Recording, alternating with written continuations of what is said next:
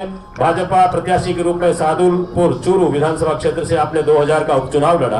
भाजपा प्रत्याशी के रूप में आमेर विधानसभा 2013 में आपने चुनाव लड़ा।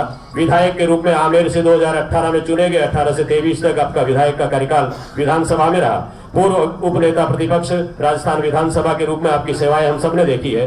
प्राक्कलन समिति सदस्य राजस्थान विधानसभा के रूप में आपकी सेवाएं रही और वर्तमान में आप प्रदेश प्रभारी हरियाणा भाजपा 2024 से देख रहे हैं। आपका स्वागत, अभिनंदन जोरदार तालियों के साथ में मैं साहित्य अकादमी उदयपुर के बसंत सोलंकी से आग्रह करूंगा आप पधारे। मेरा प्रकाशन से जो पधारे आदरणीय सतीश जी भाई साहब का स्वागत अभिनंदन करावे। बसंत सोलंकी जी पधारे, स्वागत अभिनंदन राजस्थान साहित्य अकादमी की ओर से।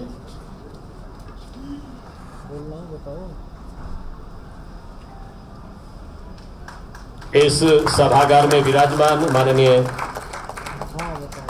विधायक महोदय, सांसद महोदय, प्रशासनिक अधिकारी, वरिष्ठ कार्यकर्ता, जिनके नाम सबके लिया जाना क्योंकि पूरा राजस्थान यहाँ पर एकत्र है, संभव नहीं हुआ है, भूल गए तो उसके लिए क्षमा चाहते हैं। सबका स्वागत हृदय के अतल गहराइयों से, स्वागत अभिनंदन। ये पुस्तक अग्निपथ नहीं जनपथ, इस पुस्तक में आदरणीय सतीश पूनिया जी ने 200 प्रश्नों की पुस्तक 15 अध्याय में समाहित की है। संकल्प सिद्धि की ओर अग्रसर होने का अनुभव यात्रा है ये। कुल 15 अध्याय दुनिया के सबसे बड़े लोकतंत्र भारत की सबलता का जीवंत दस्तावेज है। रचनाकार ने अपने विधायक काल के दौरान शपथ ग्रहण से लेकर के देश के 50 असरदार विधायकों में स्वयं का नाम शामिल होने तक की यात्रा को इसमें लिया है। महत्वपूर्ण गतिविधियों को करीने से सजा करके युवा पीढ़ी के लिए एक नवीन दिशा देने का काम आपने किया है। इस कालखंड में आपने विधायक, पार्टी के प्रदेशाध्यक्ष, उपनेता प्रतिपक्ष और एक दिन के नेता प्रतिपक्ष की भूमिकाएं निभाई। उनके खट्टे मीठे सारे अनुभव इस पुस्तक में है। इसमें आप द्वारा विधानसभा में दिए गए तमाम भाषण, पूछे गए प्रश्न, प्रस्ताव, वाद विवाद सबको पूर्ण ईमानदारी के साथ में शामिल किया गया है। पुस्तक की सबसे खास बात है इसमें दी गई आधिकारिक और प्रामाणिक जानकारियां जो भारतीय लोकतंत्र में विधानसभा की कार्यवाही का अहम हिस्सा होती हैं। ये राजनीति शास्त्र के विद्यार्थियों एवं नवीन राजनेताओं के लिए रेडी रेकनर की तरह है, जिनसे वे एक पल में जान सकते हैं कि प्रश्नकाल क्या है, कौन कब कैसे प्रश्न पूछ सकता है, तारांकित प्रश्न क्या है, अतारांकित प्रश्न क्या है, इसके जवाब कौन देगा, कब देगा, कैसे देगा, नियम 295 क्या है, उसकी उपादेयता क्या है स्थगन प्रस्ताव, क्या भूमिका होती है नेता प्रतिपक्ष की, कैसे विश्वास प्रस्ताव लाया जाता है, तमाम की सैद्धांतिक जानकारियां इस पुस्तक में है। ऐसी बहुउपयोगी बिंदुओं की पहले सैद्धांतिक जानकारी दी गई है, उसके बाद में स्वयं ने क्या किया ये लिखा गया है और उसके बाद अपनी तरफ से टिप्पणी है और ऐसा किया जा सकता था। ऐसी ईमानदारी से लिखी गई पुस्तक के लिए एक बार पुनः भाई साहब सतीश जी को बधाई देता हूं और सीधे उनको माइक्रोफोन पे आमंत्रित करता हूं, पधारे और अपने उद्बोधन से लाभान्वित कराओ। जोरदार तालियों के साथ में माननीय सतीश पूनिया।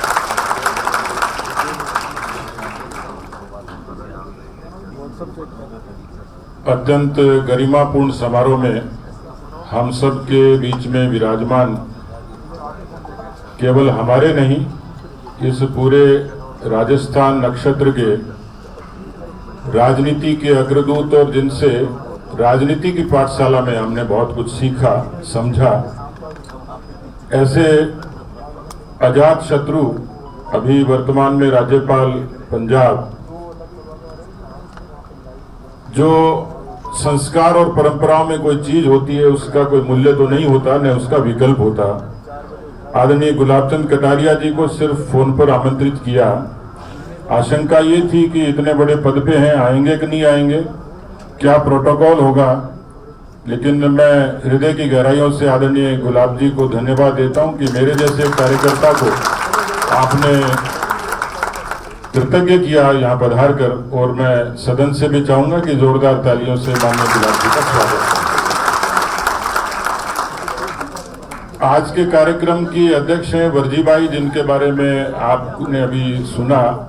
कुछ लोगों को ताजुब हुआ होगा कि पढ़े लिखे लोगों की भीड़ में और वर्जी बाई कैसे बैठी हैं। दुनिया में यदि भारत की कोई एक उपलब्धि का जिक्र करना चाहे बेशुमार है, पर मुझसे कोई पूछे तो मैं कहूंगा लोकतंत्र ये भारत की सबसे बड़ी ताकत है। उसी लोकतंत्र के वोट के राज से वर्जी बाई, जो नरेगा की मजदूर थी और जिस समय जिला परिषद की टिकट देने के बाद हुई तो बकरियां चरा रही थी, उनको जब आग्रह किया कि आपको जिला परिषद का चुनाव लड़ना है, तो कहा माँ की बकरियां कौन चराओगे।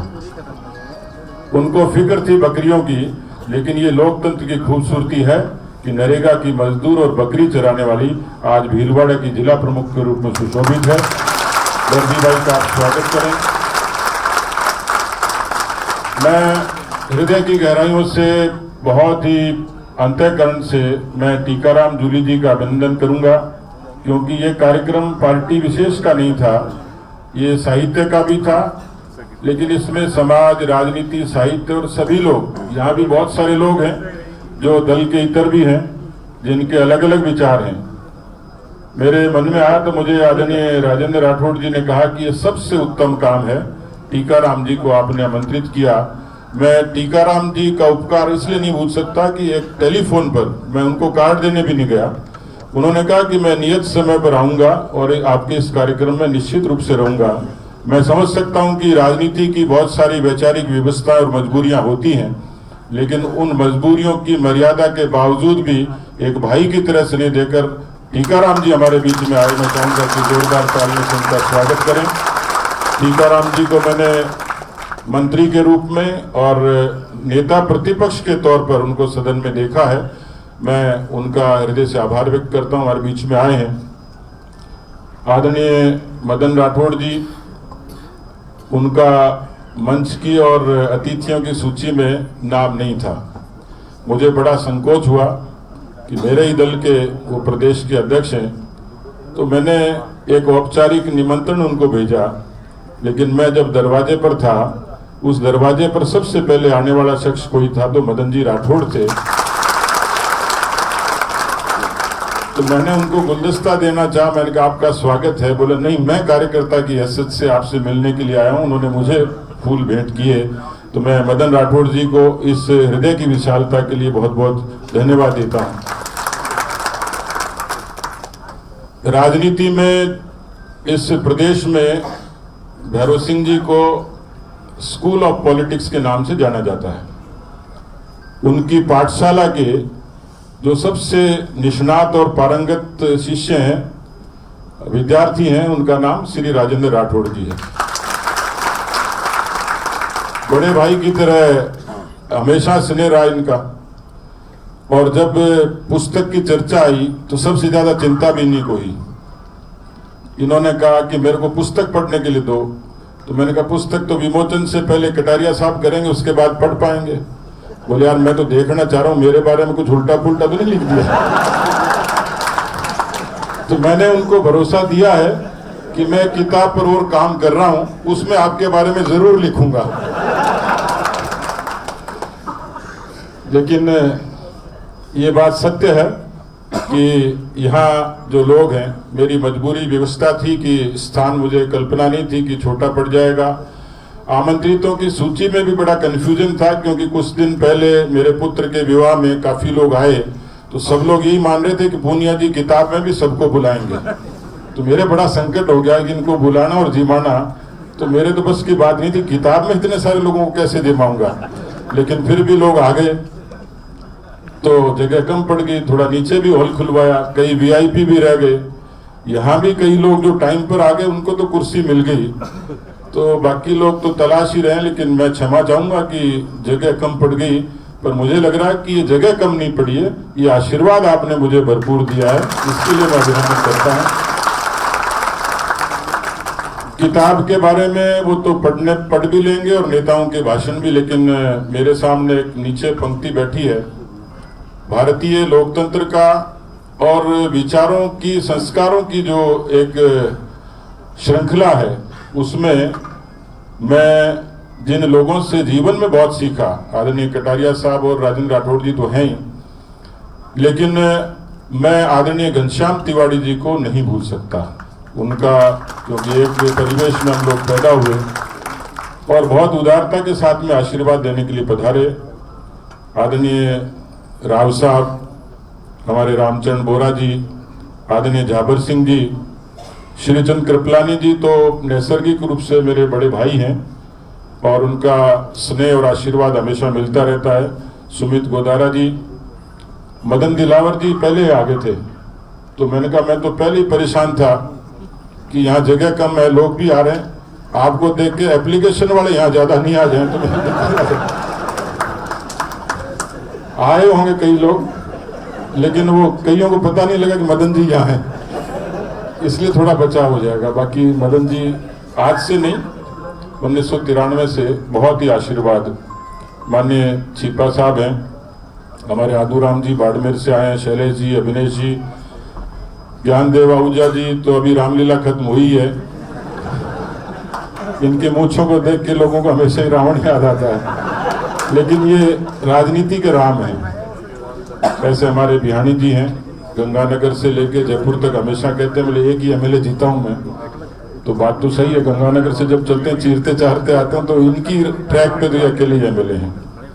हमारे महेंद्र पाल जी और सब लोग विराजमान हैं, तो एक बार चाहूंगा कि जोरदार तालियों से सभी हमारे सम्मानित अतिथियों का आप लोग सम्मान करें।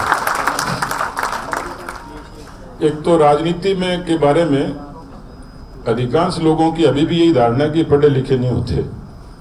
मैं एक बार ट्रेन से जा रहा था, सुबह जल्दी का समय था, अंधेरा था, सर्दियों के दिन थे, तो सुबह 7 बजे फोन बजना शुरू हो गया। तो मैं बातचीत कर रहा था, तो सामने जो एक नौजवान थे कोई,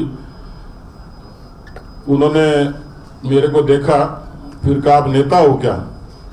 सुबह सुबह कोई आपको नेता कहे तो आप समझ सकते हो कि वो व्यंग कर रहा है, श्रद्धा व्यक्त कर रहा है, पता नहीं। थोड़ी देर बाद मेरे को कहता आप तो पढ़े लिखे भी लगते हो।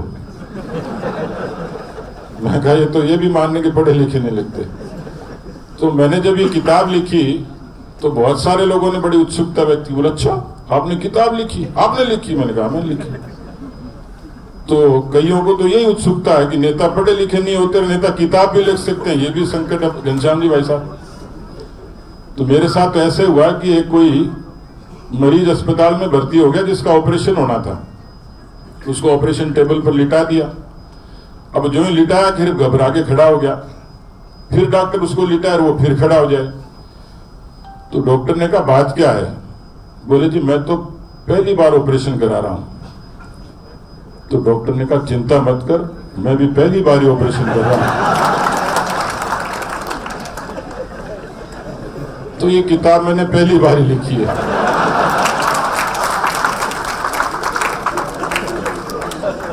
इस किताब के बारे में बहुत लोगों ने अमेजन पे तो भाई साहब वो बिक्री बंद हो गई, खरीदी ली लोगों ने।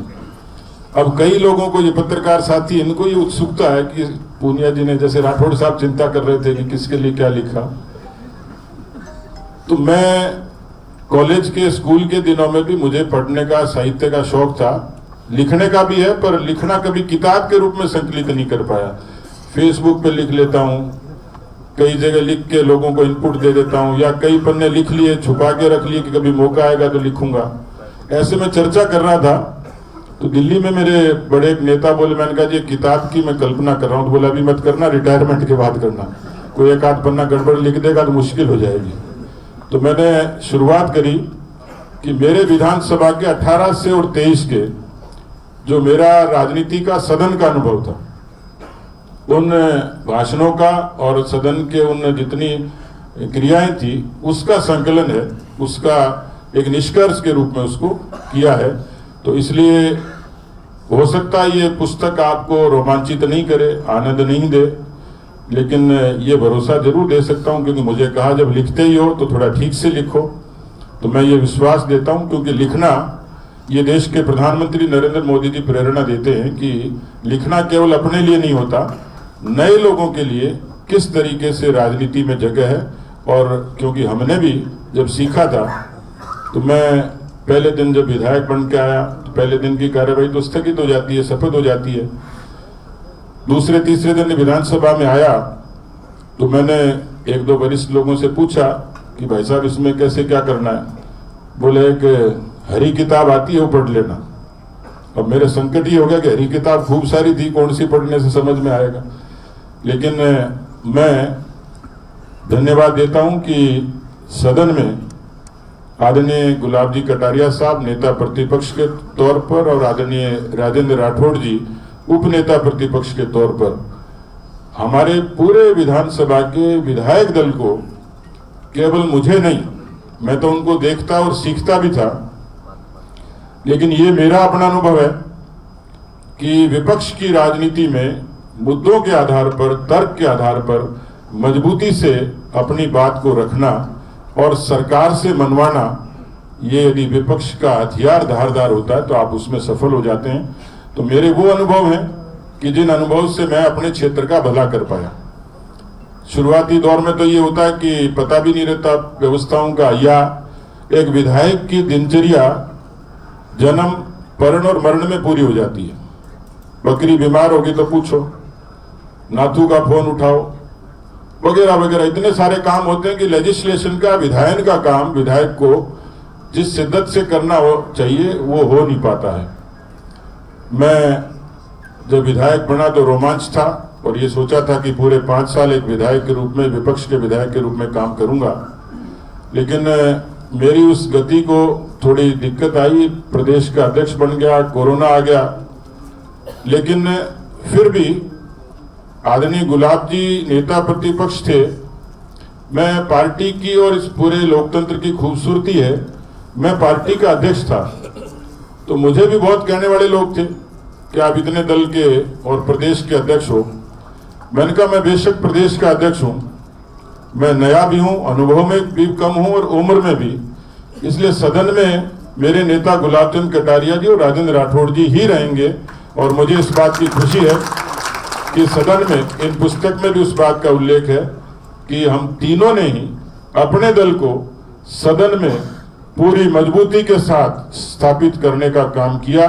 और कालांतर में यही कारण है कि आदरणीय हमारे दोनों ही अग्रजों का परिश्रम, और परिश्रम से इन्होंने हमें जिस तरीके से परिष्कृत किया, यही कारण है कि हम लोग सत्ता में भी आए और एक अच्छे मजबूत जनादेश के साथ आए।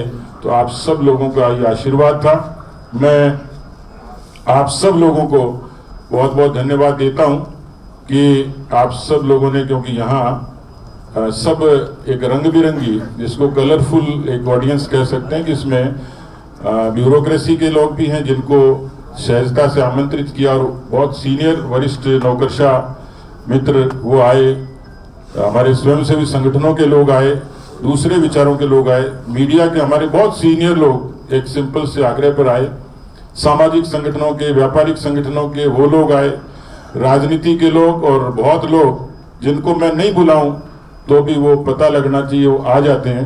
उनके प्रति भी मेरी कृतज्ञता। और कोई रह भी गया होगा तो मैं 24 तारीख को मेरा जन्मदिन है, मैं गोवर्धन जी की परिक्रमा करूंगा। जिनकी श्रद्धा है 21 किलोमीटर पैदल चलने की, उनको मैं पीले चावल आज से देता हूं कि बिना बुलाए आ जाना। और किसी को कोई कसर रह गई हो तो वहां निकाल लेना, बाकी मेरी तरफ से माफी मांग लेना, लेकिन चलना पैदल पड़ेगा। तो आप सब लोगों को बहुत बहुत धन्यवाद। कोई सोचेगा पूनिया जी ने ये तरकीब ठीक निकाली भीड़ छाटने की कि पैदल चलोगे तो ही माना जाएगा। तो आप सबको बहुत बहुत धन्यवाद। वो है, मैं अपनी बात को खत्म कर रहा हूं क्योंकि माफी चाहता हूं मेरी भूमिका थोड़ी बड़ी होगी, लेकिन मेरी इस पुस्तक का जो एक सार है मैं उसको पढ़ के अपनी बात को खत्म करूंगा। उत्कृष्ट हमारा यह लोकतंत्र, जन जन से उपजा है यह तंत्र, संवाद बहस है इसका मंत्र, अगणित इच्छाओं की आस, इस पर जन जन का विश्वास, लेते इस पर हम सत्य शपथ, डगर कठिन नहीं अग्निपथ, करते जब कोशिश नेक सतत, करते जब कोशिश नेक सतत, बन जाता तब यही सत्यपथ, नहीं अग्निपथ है जनपद, है जनपद। बहुत बहुत धन्यवाद।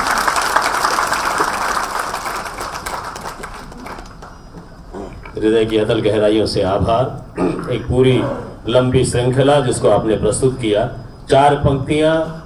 ये कविता जो वैसा ने अभी पढ़ी आपने खुद ने लिखी है, यानी कि आप कवि भी बन गए हैं। इस नाते मेरी 4 पंक्तियां कॉम्प्लीमेंट के रूप में कि राजनीति के संग सृजन का अद्भुत मेल कराया है, राजनीति के संग सृजन का अद्भुत मेल कराया है, अग्निपथ को नहीं आपने जनपथ को अपनाया है, प्रजातंत्र के प्रहरी बनकर अपने मन की बात लिखी, इस पथ के भावी पथिकों हित सचमुच नई सौगात लिखी। इस सचमुच में नए पथिकों के लिए सौगात है। आपको बारंबार बधाइयां।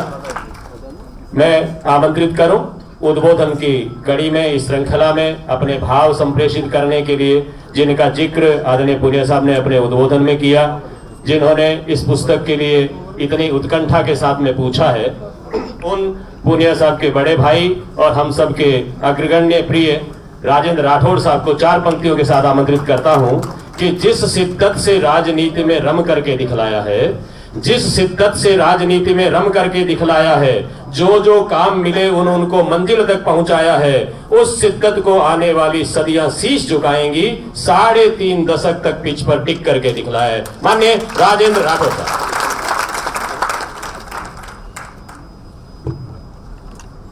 आज के गरिमापूर्ण समारोह में कार्यक्रम की अध्यक्षता कर रही इस लोकतंत्र का बेजोड़ उदाहरण के रूप में गांव की मीठी महक के साथ वस्त्र नगरी भीलवाड़ा की प्रथम नागरिक बनी श्रीमती बिरजी देवी जी, राजनीति की चलती फिरती पाठशाला जिनके साथ लंबे समय तक अलग अलग रूप में काम करने का मौका मिला और आज महामहिम के पद पर हैं। जब मैं इस कार्यक्रम में आ रहा था तो मुझे पूछा कि सतीश जी की पुस्तक का विमोचन गुलाब जी भाई साहब करने आ रहे हैं। आज भी जिनकी स्मृतियां पूरे राजस्थान के अंदर प्रवास के दौरान सरलता की, शुचिता की उदाहरण के रूप में लोग देते हैं, ऐसे आज के कार्यक्रम के मुख्य अतिथि महामहिम राज्यपाल आदरणीय गुलाब जी, इस पुस्तक के रचयिता और निश्चित तौर पर एक ऐसे व्यक्तित्व के धनी। मैंने जब सतीश जी पूनिया प्रदेश अध्यक्ष थे, एक कार्यक्रम में कहा था, रॉकेट की तरह प्रवास करने वाले हमारे प्रदेश अध्यक्ष, जिन्होंने पूरे राजस्थान को अलग अलग पदों पर रहते हुए नापने का काम किया, ऐसे इस पुस्तक के लेखक भारतीय जनता पार्टी के आज की सत्ता में आने के एक प्रमुख स्तंभ सम्मान्य सतीश पूनिया जी आज के कार्यक्रम में विशिष्ट अतिथि के तौर पर विराजे। पूरे भारतीय जनता पार्टी के परिवार की पूरे प्रदेश में अगुवाई कर रहे हमारे सीधे सरल और सजग प्रदेश अध्यक्ष मदन जी, राजस्थान की विधानसभा में एक मंत्री के रूप में और आज प्रतिपक्ष के नेता के रूप में जो बड़ी सटीक टिप्पणी करते हैं, ऐसे प्रतिपक्ष के नेता आदरणीय टीकाराम जी, इस कार्यक्रम में उपस्थित संसदीय लोकतंत्र के पुरोधा घनश्याम जी, सरकार के विभिन्न महकमों के मंत्रीगण, अनेकों विधायकगण और लघु राजस्थान की संस्कृति में मेरे सामने विराजे पूरे राजस्थान से पधारे अति विशिष्ट जन और मित्रों, मैं सतीश जी आपको आपकी पुस्तक अग्निपथ पथ नहीं जनपथ और संवाद से संघर्ष तक के इस विमोचन कार्यक्रम की हृदय से बधाई देना चाहूंगा। और निश्चित तौर पर राजस्थान की सबसे बड़ी पंचायत में सतीश जी की जुबानी और तत्समय उपस्थित परिस्थितियों की कहानी इस पुस्तक में समावेश की गई होगी। राजस्थान विश्वविद्यालय के छात्र राजनीति से लेकर इस दुनिया की सबसे बड़ी लोकतांत्रिक पार्टी के तरुणाई के मोर्चा, युवा मोर्चा, प्रदेश अध्यक्ष, सदन में उपनेता, निश्चित तौर पर मुझसे पहले आपकी राजनीतिक यात्रा का जो वर्णन किया गया, तो मैं कह सकता हूं कि लोग कहते हैं जो कि त्यों धर दीनी चदरिया, उस तरज पर बेदाग राजनीति करने वाले सतीश जी, मैं आपको इस पुस्तक में विमोचन के मौके पर बहुत बहुत बधाई देता हूं। आज इस पूरे कार्यक्रम की गरिमा आदरणीय गुलाब जी और जूली साहब आपकी उपस्थिति में बहुत बढ़ गई। संसदीय लोकतंत्र में किस प्रकार काम किया जाता है। राजस्थान की विधानसभा प्रारंभ होती थी, ठीक 9:30 बजे गुलाब जी का कक्ष खुल जाता था और आप हमें विराजे दिखते थे। मेरा 35 वर्ष तक राजस्थान की विधानसभा में रहने का मौका मिला। मैं कह सकता हूं कि विधानसभा की एक एक गतिविधि, विधानसभा में उठने वाला एक एक प्रश्न या तो मैंने भैरव सिंह जी शेखावत को पढ़ते देखा या गुलाब जी भाई साहब आपको पढ़ते देखा। इस संसदीय लोकतंत्र के मैं पुरोधा कहूं और आपने सतीश जी इस कार्यक्रम की गरिमा बढ़ा दी आदरणीय गुलाब जी को आमंत्रित करके। और आज बड़े अंतराल के बाद मंच सजा है। या पक्ष के रूप में सतीश जी आप विराजे हैं, प्रतिपक्ष के रूप में जूली साहब विराजे हैं और निष्पक्ष के रूप में आदरणीय गुलाब जी विराजे हैं और एक धरा के नेतृत्व के रूप में बिरजी भाई विराजे हैं। ये बहुत बिरला मौका एक लंबे अंतराल के बाद देखने को मिला है। इस खूबसूरत मंच के सजाने के लिए भी मैं सतीश जी आपको बधाई देना चाहूंगा। पुस्तक का शीर्षक अग्निपथ नहीं जनपथ, संवाद से संघर्ष। यही आपके खुद के राजनीतिक सफर के साथ साथ आने वाले समय में राजनीति के विद्यार्थियों के लिए एक मार्गदर्शक बनेगा। निश्चित तौर पर अग्निपथ पर जो चलता है तप तप कर कुंदन बनता है और जो अग्निपथ पर कुंदन की तरह तप के आगे बढ़ता है जनपथ उसी को मिलता है। और ताजा उदाहरण अगर हम देखें, आज मॉर्निंग कंसल्ट कहता है कि दुनिया में सबसे लोकप्रिय नेता नरेंद्र मोदी जी हैं, वह भी अग्निपथ के वाहक बनकर आज जनपथ के वाहक बने। इससे बड़ी बात क्या हो सकती है। और जब संघर्ष और संवाद की बात आप करते हैं, हर संघर्ष के पीछे संवाद ही उसका मूल मंत्र रहता है। अभी हाल ही में ऑपरेशन हमने अभी देखा पाकिस्तान का ऑपरेशन सिंदूर। जब पाकिस्तान की सेना ने घुटने टेके उसके बाद संवाद हुआ और संघर्ष का परिणति तो आज के युग में संवाद के साथ ही समाप्त होती है। परंतु मैं इस बात के लिए बधाई देना चाहूंगा, बिरले व्यक्ति ऐसे होते हैं जो अपने राजनीतिक सफर को बड़ी मजबूती के साथ सार्वजनिक जीवन में साझा करने की हिम्मत करते हैं। मैं यह बात कह सकता हूं, आदरणीय गुलाब जी आप विराजे हैं, सतीश जी विराजे हैं। गुलाब जी भाई साहब आपके साथ और सतीश जी के साथ काम करने का आनंद ही कुछ और था। उन पहलुओं को याद करता हूं तो निश्चित तौर पर जिस खुलापन के साथ संवाद भी होता था, आपके उस निवास के ऊपर के कमरे में कई बार सतीश जी और हम संवाद करते करते संघर्ष पर भी पहुंचते थे, पर आपका वो मार्गदर्शन हमेशा हमें मिलता रहा। और मुझे कहने में संकोच नहीं, सतीश जी राजनीतिक मुद्दों को पकड़ना, ढूंढना और उसको जनता का मुद्दा बना देना, ये खूबी आपके व्यक्तित्व में मैंने देखी। और आज हमारी सरकार की बुनियाद में वो सारे मुद्दे, जिन मुद्दों को आपने सड़क पर संघर्ष करके जन मुद्दे बना दिए, आज उसी के कारण है कि आज हमारे भजन लाल जी की सरकार का जन्म हुआ। राजनीति करवट लेती है। राजनीति की चर्चा जब घनश्याम जी से करते हैं, गुलाब जी से करते हैं, पक्ष और प्रतिपक्ष के संवाद की चर्चा करते हैं, कई उदाहरण सामने आते हैं।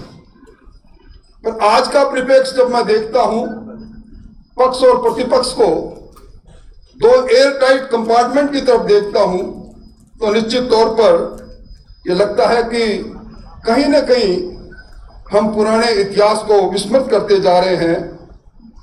विधानसभा में मुद्दों की बात हो, विधानसभा में व्यक्तिगत टिप्पणियां हो, विधानसभा में गतिरोध हो और विधानसभा में अध्यक्ष पर भी टिप्पणी हो, मैं समझता हूं इन सारी चीजों को अगर हम देखें तो कहीं न कहीं संसदीय लोकतंत्र के अंदर विचार विमर्श के ये केंद्र कहीं शोरगुल का केंद्र तो नहीं बन गए, इसकी चिंता आज बुद्धिजीवी भी करने लगे हैं।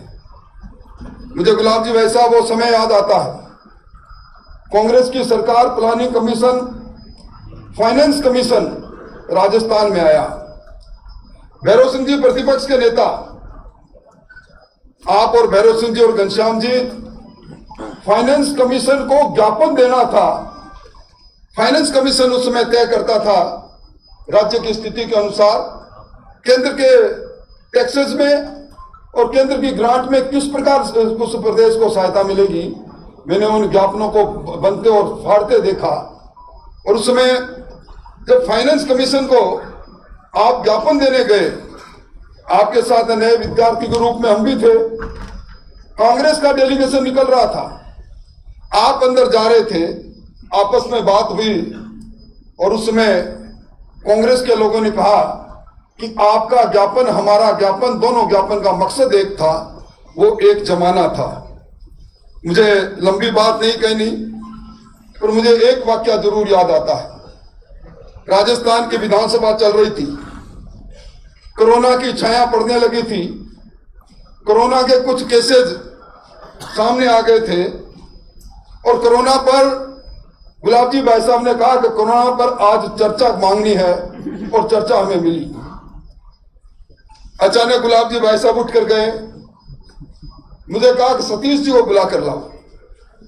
मैं और सतीश जी और गुलाब जी तीनों जब बैठे, एक बात आपकी निकली कि कोरोना के अंदर सरकार के किसी भी कदम की आलोचना सदन में नहीं करना, सरकार के साथ इस वैश्विक बीमारी में हमें मजबूती से खड़ा होना है।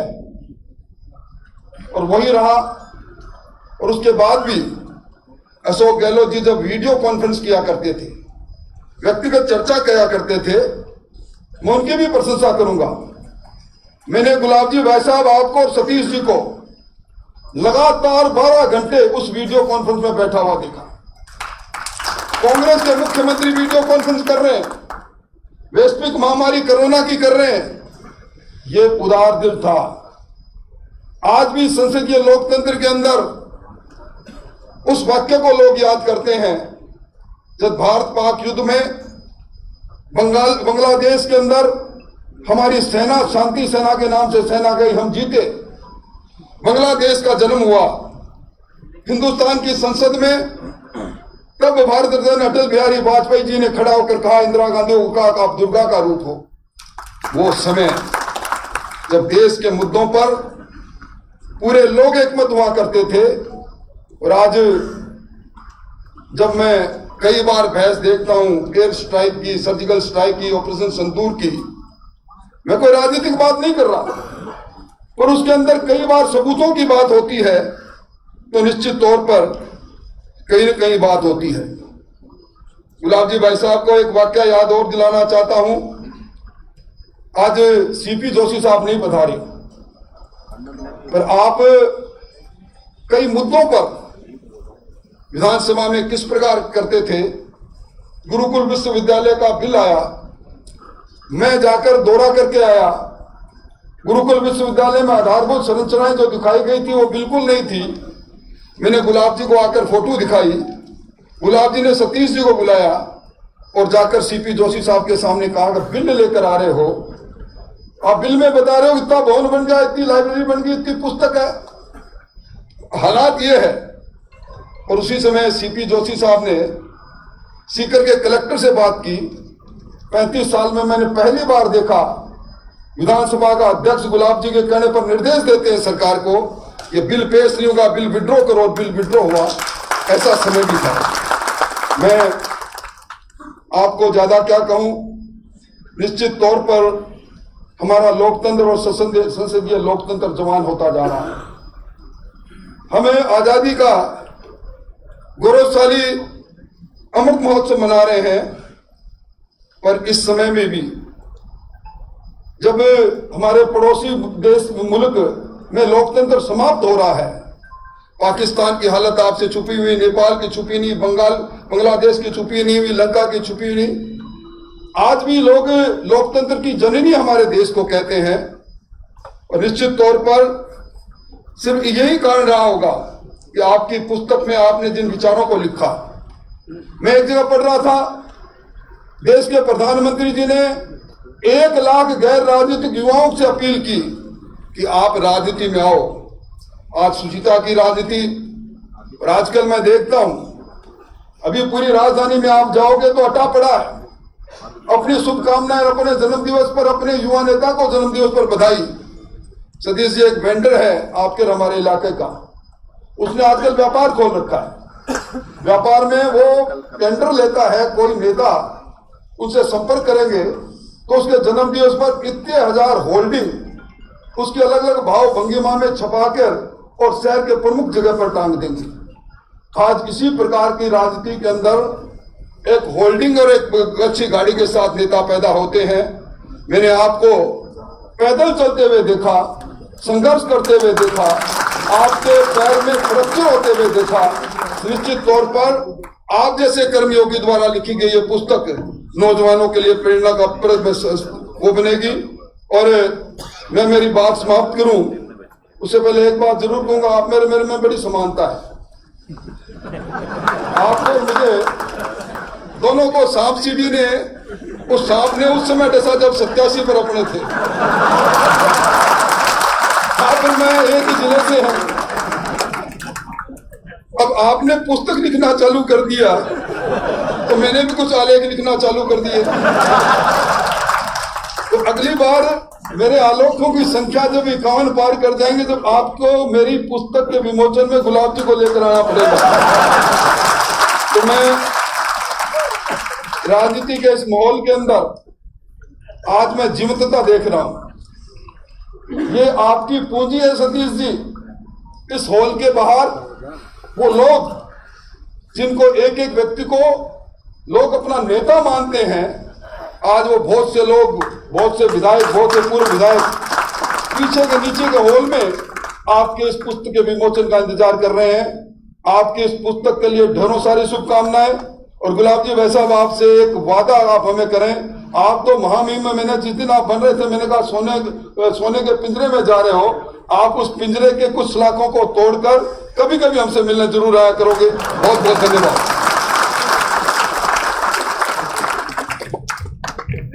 अनंत आभार माननीय राजेंद्र राठौड़ साहब का। किस तरह से एक के बाद में एक करीने से बातें निकलती है, ये आपकी आंतरिक मित्रता का प्यार झलकता है। राठौड़ साहब ने संकेत किया पुस्तक का, एक 4 पंक्ति का उदाहरण प्रस्तुत करूं। नीति की उक्तियां सतीश जी पुनिया साहब की पुस्तक का एक उदाहरण देना विमोचन की अपनी गरिमा है। आप लिखते हैं कि एक राजनीतिज्ञ और एक जनप्रतिनिधि होने के नाते मैं मानता हूं कि राजनीति में व्यक्ति की प्रभावशीलता केवल उसके पद या अधिकार से नहीं, बल्कि उसके कार्यों, व्यवहार और जनसंपर्क की क्षमता से तय होती है। ये उस पुस्तक का जीष्ट है, उसका सार है। सतीश पुनिया जी लिखते हैं कि मेरा मानना है कि विचारधारा के प्रति प्रतिबद्ध रहते हुए भी हमें सभी विचारधारा के लोगों से संवाद स्थापित करना चाहिए, न केवल लिखते हैं वरन आचरण में उतारते हैं, जिसका मंच आज साक्षी है। ऐसा लिखना और उसको आचरण में उतारना, ये आपके व्यवहार की खूबसूरती है। इस दौरान कार्यक्रम में पूर्व विधायक मान्य अशोक लाहौटी जी, रामकिशोर मीणा जी, कृष्ण कटवाणी जी, जीतराम जी चौधरी, जयराम जाखल जी, बंशीधर खंडेलवाल जी, संतोष जी, वर्तमान विधायक गुरवीर जी, हरलाल जी सारण, आदूराम जी, शंकर डेचा जी, उदयलाल जी डांगी, शोभा चौहान जी, एनआर कोठारी जी समाजसेवी, कांग्रेस नेता संदीप चौधरी जी, प्रोफेसर एमएल छिपा जी पूर्व कुलपति, लोकेश शेखावत जी पूर्व कुलपति, कुसुम यादव जी मेयर जयपुर हेरिटेज, हेमराज मीणा जी, डॉक्टर पी चंदेरिया जी, रमेश मीणा जी, सुशील कटारा जी, नवरत्न राजौरिया जी, पुखराज जी, सुखराम जी कोहली, बाबूलाल जी, आप सब पधारे हैं। हृदय की अतल गहराइयों से एक बार तालियों के साथ में इन सभी मेहमानों का स्वागत और अभिनंदन करें। मैं विनम्र आग्रह करूंगा पोडियम पर पधारने के लिए माननीय मदन राठौड़ साहब से पधारे और अपने उद्बोधन से हम सबको लाभान्वित करावें। भाजपा प्रदेशाध्यक्ष, पूर्व प्रदेशाध्यक्ष रहे माननीय प्रदेशाध्यक्ष आदरणीय पधारे मदन जी।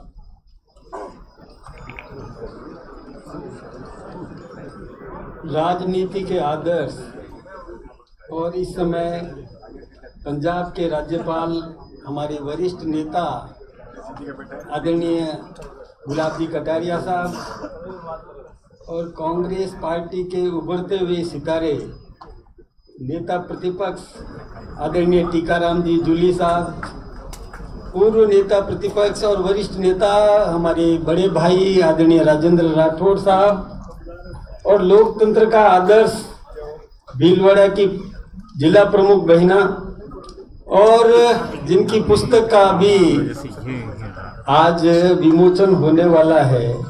हमारे वैसे तो उम्र में तो छोटे ही हैं, लेकिन मेरे पूर्वज कह सकूं आदरणीय सतीश पूनिया साहब। अभी वैसे राठौड़ साहब ने कहा कि सांप सीढ़ी का खेल और उसमें मेल, ये जो इनका आपस का इन्होंने दो को ही गिनाया, आप मुझे कैसे भूल गए? सांप-सीढ़ी का खेल आपको याद नहीं रहा। हमने भी समानता ही है, आदरणीय पूनिया जी, आदरणीय राजेंद्र राठौड़ साहब, और इस राठौड़ को अलग मत करो।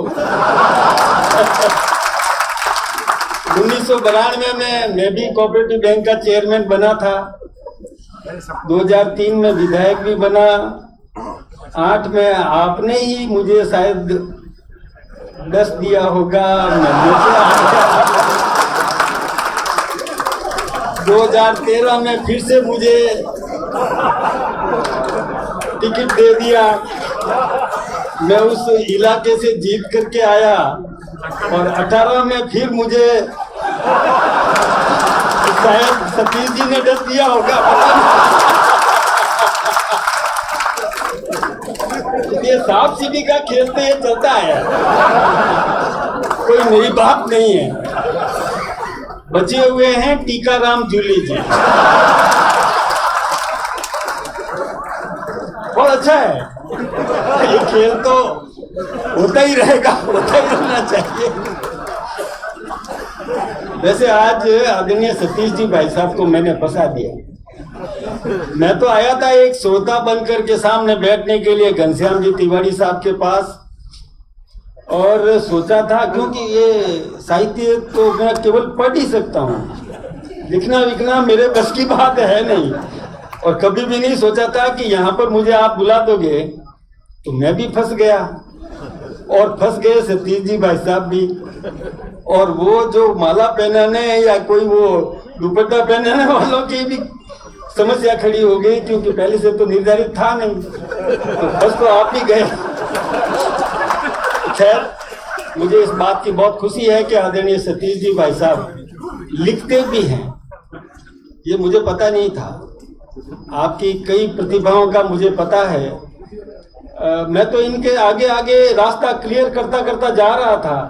क्यों सतीश जी भाई साहब, ध्यान है ना, आपके साथ आगे आगे रास्ता साफ करता था कि हमारे आदरणीय सतीश जी भाई साहब को किसी भी प्रकार की समस्या नहीं होने पाए, और आगे भी रास्ता क्लियर ही करूंगा भाई साहब, चिंता मत करिए।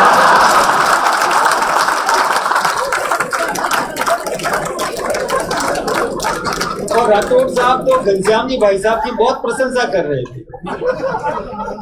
अब पता नहीं पिंजरे में उनको निकाल के ये घुसने वाले हैं, मुझे नहीं पता।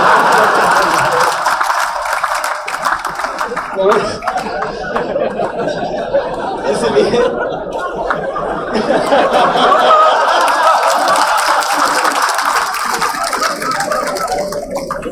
खैर, अंदर की बातें ज्यादा नहीं बोलना चाहिए।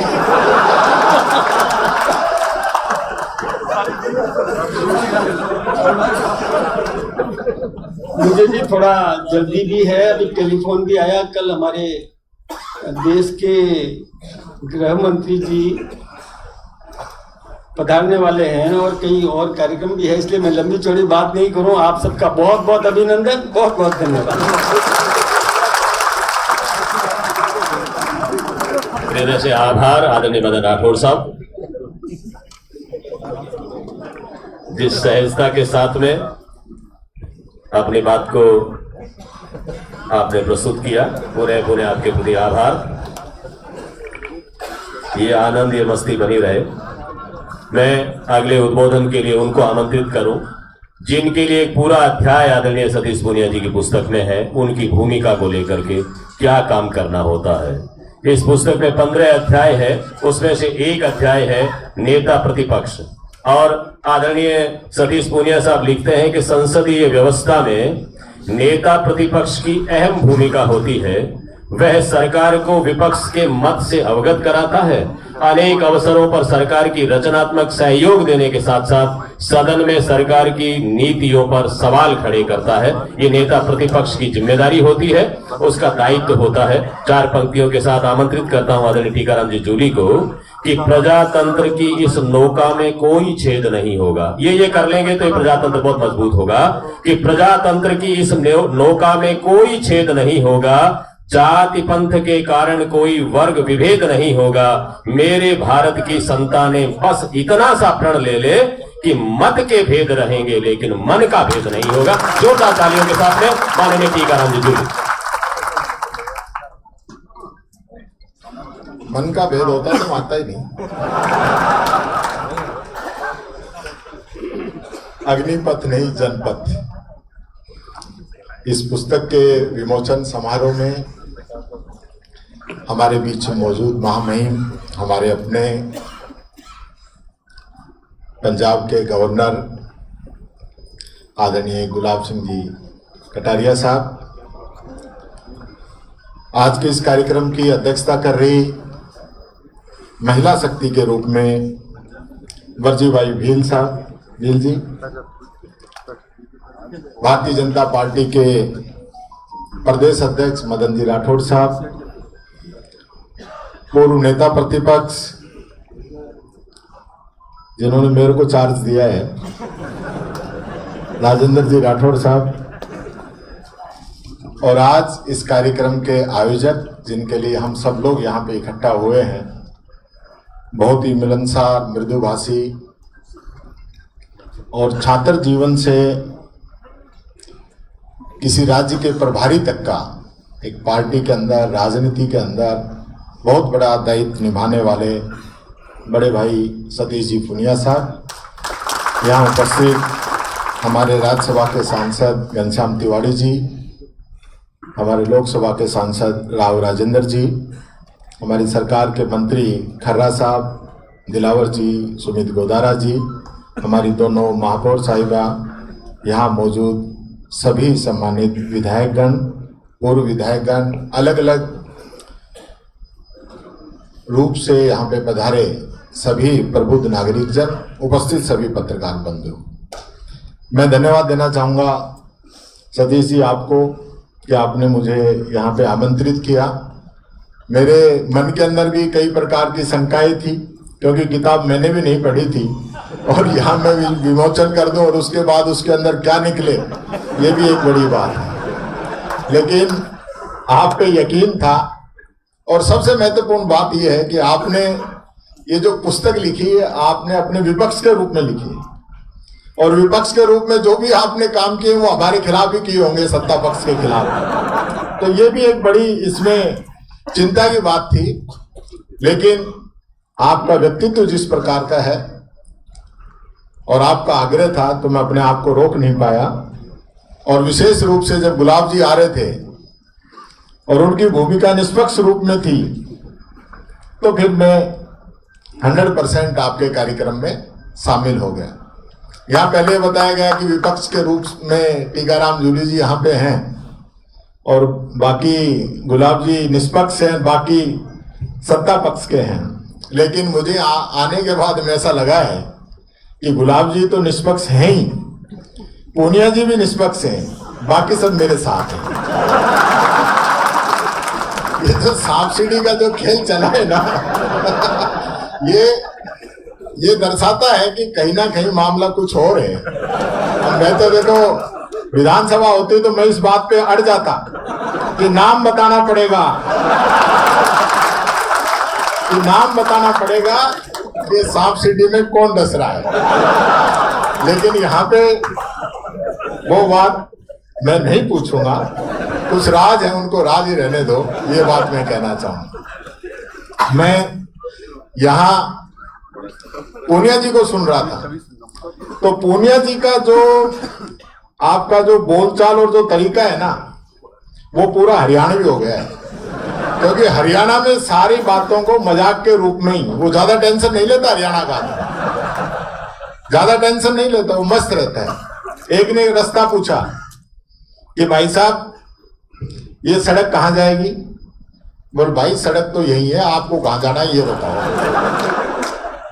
तो इस प्रकार के जो बातें वहां पे हैं, तो वहां से आप काफी खुश मिजाज, हंसी ठिठोली का जो व्यवहार है वो, और मैं विशेष रूप से इसलिए भी आया हूं कि हमें आज तक ये नहीं पता चला कि हरियाणा हम चुनाव कैसे हारे। ये बात भी मुझे आपसे जाननी है, आज नहीं तो किसी दिन अलग आऊंगा, क्योंकि ये बहुत बड़ा प्रश्न हमारे सामने है। क्योंकि सब लोग कह रहे थे कि हरियाणा हम जीत रहे हैं, फिर हरियाणा हार गए, तो एक बड़ी बात थी।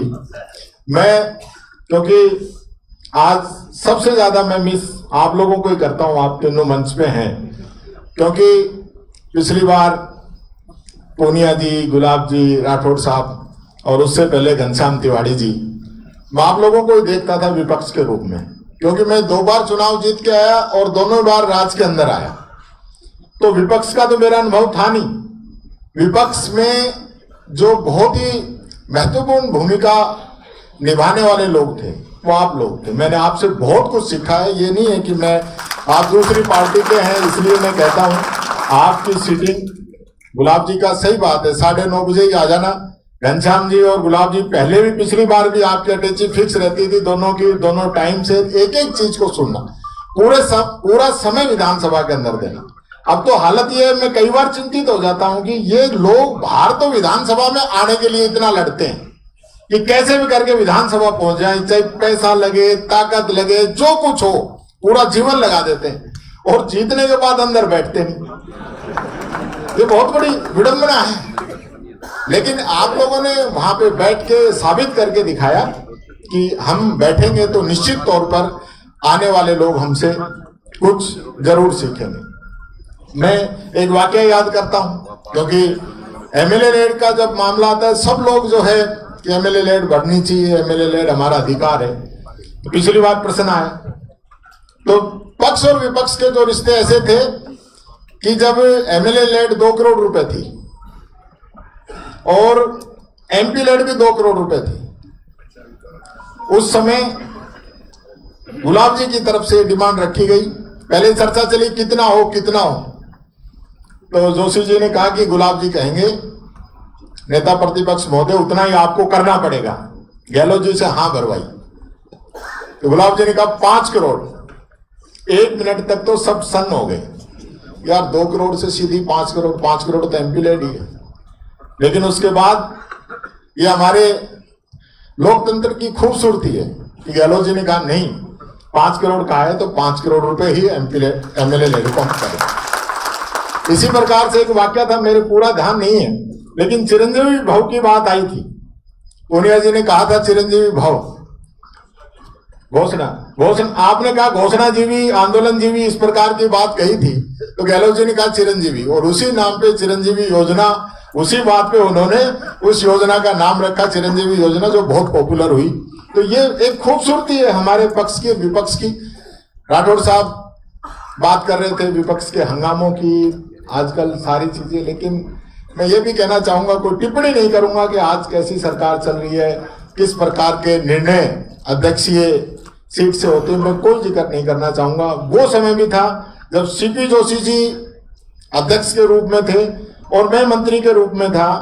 एक क्वेश्चन आया लेबर का, उन्होंने मेरे को डांट लगाई, क्वेश्चन को स्थगित किया, आधे घंटे की चर्चा लेके आए, शायद दिलावर साहब का था क्वेश्चन, आधे घंटे की चर्चा लेके आए कि नहीं जवाब देना पड़ेगा जब माननीय सदस्य ने क्वेश्चन पूछा है।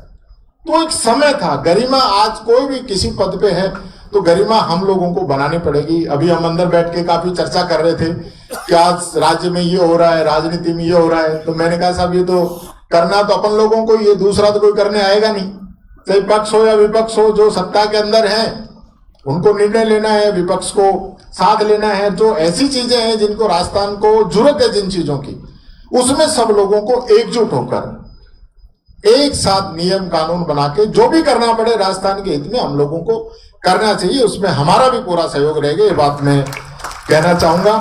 क्योंकि ज्यादा मैं इसको पॉलिटिकल नहीं करना चाहूंगा राठौड़ साहब, एक दो तो, क्योंकि आपने तो पूरा वही ट्रैक वही रखा है, लेकिन मैं वहां तक नहीं जाऊंगा। आज ये पुस्तक निश्चित तौर पर मैं जरूर पढ़ूंगा।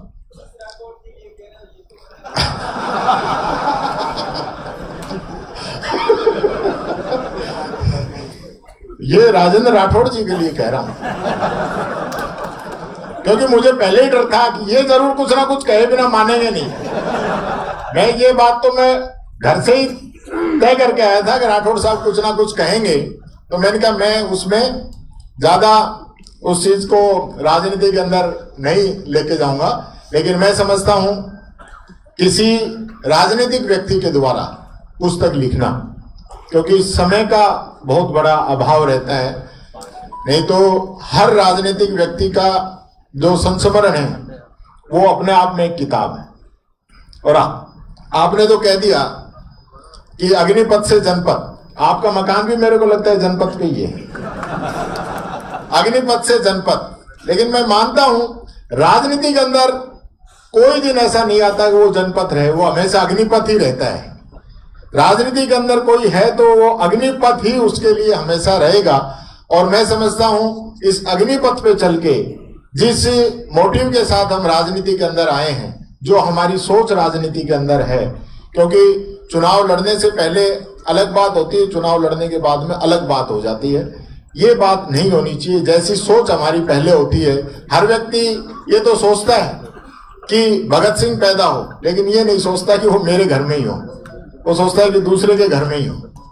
ये नहीं होना चाहिए। जब राजनीति के अंदर हम लोग आए हैं, हम सब लोगों की सामूहिक जिम्मेदारी है इसके अंदर जो कमियां हैं, जो उनको ठीक करने का काम हम लोग करें, और एक स्वच्छ राजनीति। क्योंकि राजस्थान के अंदर एक इतिहास रहा है, भैरव सिंह जी के समय में, जोशी जी के समय में एक ऐसा इतिहास रहा है कि हम सब लोगों ने मिलके जो राजस्थान के हित के निर्णय हैं वो हम सब लोगों ने मिलके लिए हैं। यही बात कहता हुआ मैं पूनिया जी को बहुत बहुत बधाई और शुभकामनाएं देता हूं, और महामहिम को जन्मदिन की एडवांस में बधाई देना चाहूंगा।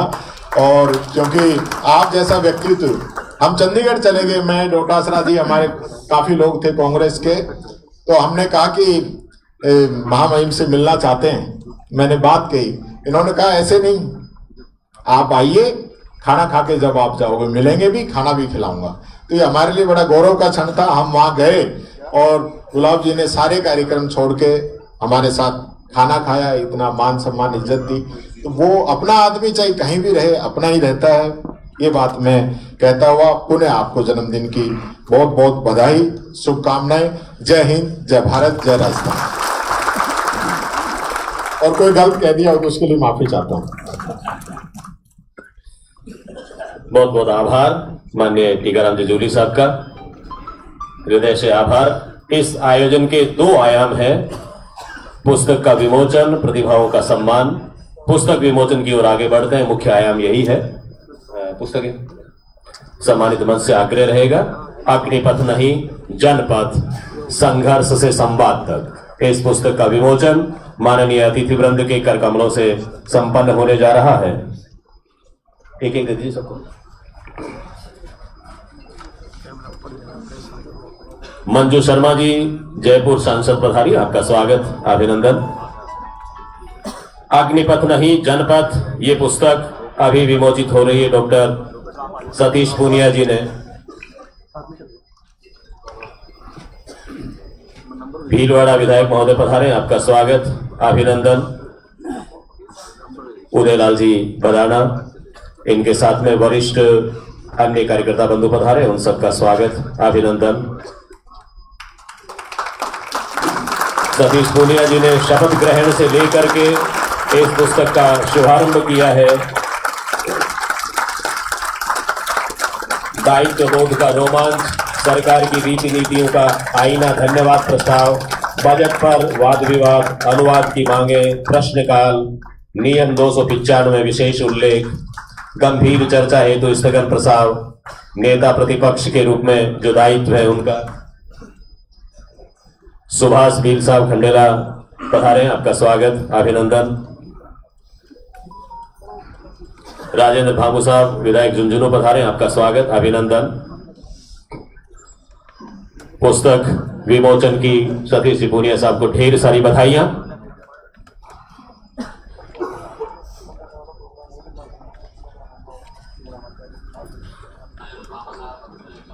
माननीय धर्मपाल गुजर साहब खेतरी विधायक पधारे, आपका स्वागत, अभिनंदन। आदरणीय सतीश पूनिया साहब ने इस पुस्तक लिखने के साथ में समाज की युवा प्रतिभाओं का सम्मान करने का भी एक आयाम जोड़ा है। आज के इस आयोजन में 5 प्रतिभाओं का सम्मान होना है जिन्होंने साहित्य में, कला में, संस्कृति में अपने हुनर के माध्यम से नवीन स्थान प्राप्त किया है। रामपाल जी बैरवा चाक्षु विधायक साहब पधारे, दामोदर जी आपका स्वागत, अभिनंदन।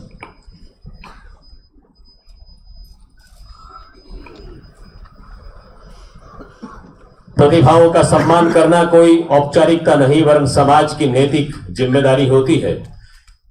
जिनको दाद देनी आती है वो शायर पैदा कर लेते हैं, ऐसा साहित्यकार लिखते हैं। जो समाज अपनी प्रतिभाओं की कद्र करता है वही प्रगति की राह पर अग्रसर होता है।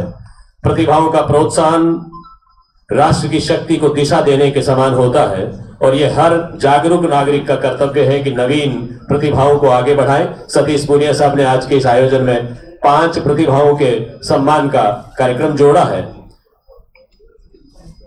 ये कर्तव्य निभाते हुए सतीश पूनिया जी उस भूमिका को निभा रहे हैं जहां पर वो थोड़ा सा कुछ काम करने वाला समाज का आगे बढ़ता हुआ युवा होता है, उसकी पीठ थपथपा करके नवोदित प्रतिभाओं को प्रोत्साहित करते हैं। ऐसा स्तुत्य कार्य करने के लिए आदरणीय सतीश पूनिया साहब बधाई के पात्र हैं।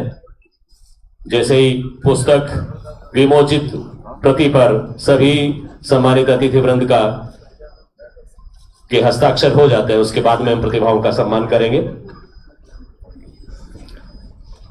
5 प्रतिभाएं आज इस आयोजन में सम्मानित होने वाली हैं। मेरा आग्रह रहेगा प्रतिभाएं मंच के पास ही रहें। आरजे कार्तिक साहब, शिवांगी सिंह जी सिकरवार, मनमीत जी सोनी, दिनेश कुमार जी सूत्रधार, नीलू जी शेखावत, कृपया ये मंच के पास ही रहें और सम्मानित मंच से आग्रह रहेगा प्रतिभाओं का सम्मान। मैं सबसे पहले आमंत्रित करूंगा आरजे कार्तिक साहब, मंच पे पधारे, आपका स्वागत, अभिनंदन। श्रीमान आरजे कार्तिक एक अवार्ड विनिंग रेडियो जॉकी है, 94.3 MYFM जयपुर से जुड़े हुए हैं और सोशल मीडिया प्लेटफॉर्म पर अपनी प्रेरणादायक कहानियों के लिए जाने जाते हैं जिन्हें वे हर सोमवार को साझा करते हैं। तालियों की गड़गड़ाहट के साथ में आरजे कार्तिक का स्वागत करें, अभिनंदन करें। आपकी मोटिवेशनल स्टोरी टेलिंग को अब तक 1 अरब से अधिक लोगों ने देखा है। इस युवा द्वारा कही गई कहानियों को 1 अरब से अधिक लोग देख चुके हैं। ये देश के सबसे प्रशंसित मोटिवेशनल स्टोरी टेलर्स में से एक है जिनके पास 15 वर्षों का गहरा अनुभव है। हाल ही में आपकी पुस्तक कर दिखाओ कुछ ऐसा प्रकाशित हुई है जो अपने रिलीज होने के सिर्फ 1 महीने में अमेजन बेस्ट सेलर बन चुकी है। जीवन के प्रति दार्शनिक दृष्टिकोण आपको और अनूठा बनाता है। भारत के युवा मोटिवेशनल स्पीकर में आपका नाम आता है, आपको ढेर सारी बधाइयां। आज का ये सम्मान, आज का ये पुरस्कार आपको और प्रोत्साहित करे, जीवन में आगे प्रगति करते रहे, ढेर सारी उपलब्धियां अर्जित करें। एक बार पुनः तालियों के साथ में आरजे कार्तिक को बधाई दें। अगली प्रतिभा को आमंत्रित करूं, शिवांगी सिंह सिकरवार। आप हिंदी साहित्य की ख्यात युवा कवियत्री, लेखिका और प्रेरक वक्ता हैं। आदरणीय शिवांगी जी मंच पर पधारें। राष्ट्रीय कवियत्री का सम्मान आप प्राप्त कर चुकी हैं, अखिल भारतीय कवि सम्मेलनों में जानी मानी हस्ती हैं। आपकी कविताएं, लेख और साक्षात्कार प्रमुख पत्रिकाओं, समाचार पत्रों, दूरदर्शन और यूट्यूब चैनल्स पर प्रकाशित होते हैं। कविता संग्रह आपका दिए की बाती बन जाओ काफी चर्चित रहा। जी न्यूज के कवि युद्ध कार्यक्रम का आप हिस्सा रह चुकी हैं। साहित्य में विभिन्न सम्मान आपने प्राप्त किए हैं। आप YouTube पर जो वीडियो लगाए हैं उसको लाखों लोग देख चुके हैं। एक समर्पित चाइल्ड काउंसलर हैं, खासकर कोटा में बच्चों को अवसाद से उबारने का सराहनीय कार्य कर रही हैं। आप बीटेक इलेक्ट्रिकल इंजीनियरिंग में और सोशल वर्क में स्नातकोत्तर हैं। आपको ढेर सारी बधाइयां। अगली प्रतिभा को आमंत्रित करूं, श्रीमान मनमीत जी सोनी, युवा रचनाकार, राष्ट्रीय पत्र पत्रिकाओं में निरंतर लेखन करते हैं। जोरदार तालियों के साथ में स्वागत करें मनमीत सोनी। सोशल मीडिया पर राष्ट्रीय चिंतक, कवि, लेखक के रूप में आपकी पहचान है। विभिन्न सामाजिक साहित्यिक मंचों पर जागरूक भारतीय की छवि उजागर करने का महनीय कार्य कर रहे हैं। अधिवक्ता के रूप में न्याय की सेवा करना और कवि लेखक के रूप में भारतीय संस्कृति, राष्ट्रीय चेतना और मानवीय संवेदना को स्वर देना आपका उद्देश्य है। व्यावसायिक रूप से आप चूरू के जिला एवं सत्र न्यायालय में अधिवक्ता हैं। कविता संग्रह आपका -4 से +50 तक और यथासंभव काफी चर्चा में है। प्रकाशनाधीन कविता संग्रह आपके जिंदगी के स्क्रीनशॉट्स और गद्य की डायरी, मनमीत की डायरी। ढेर सारी बधाइयां मनमीत सोनी।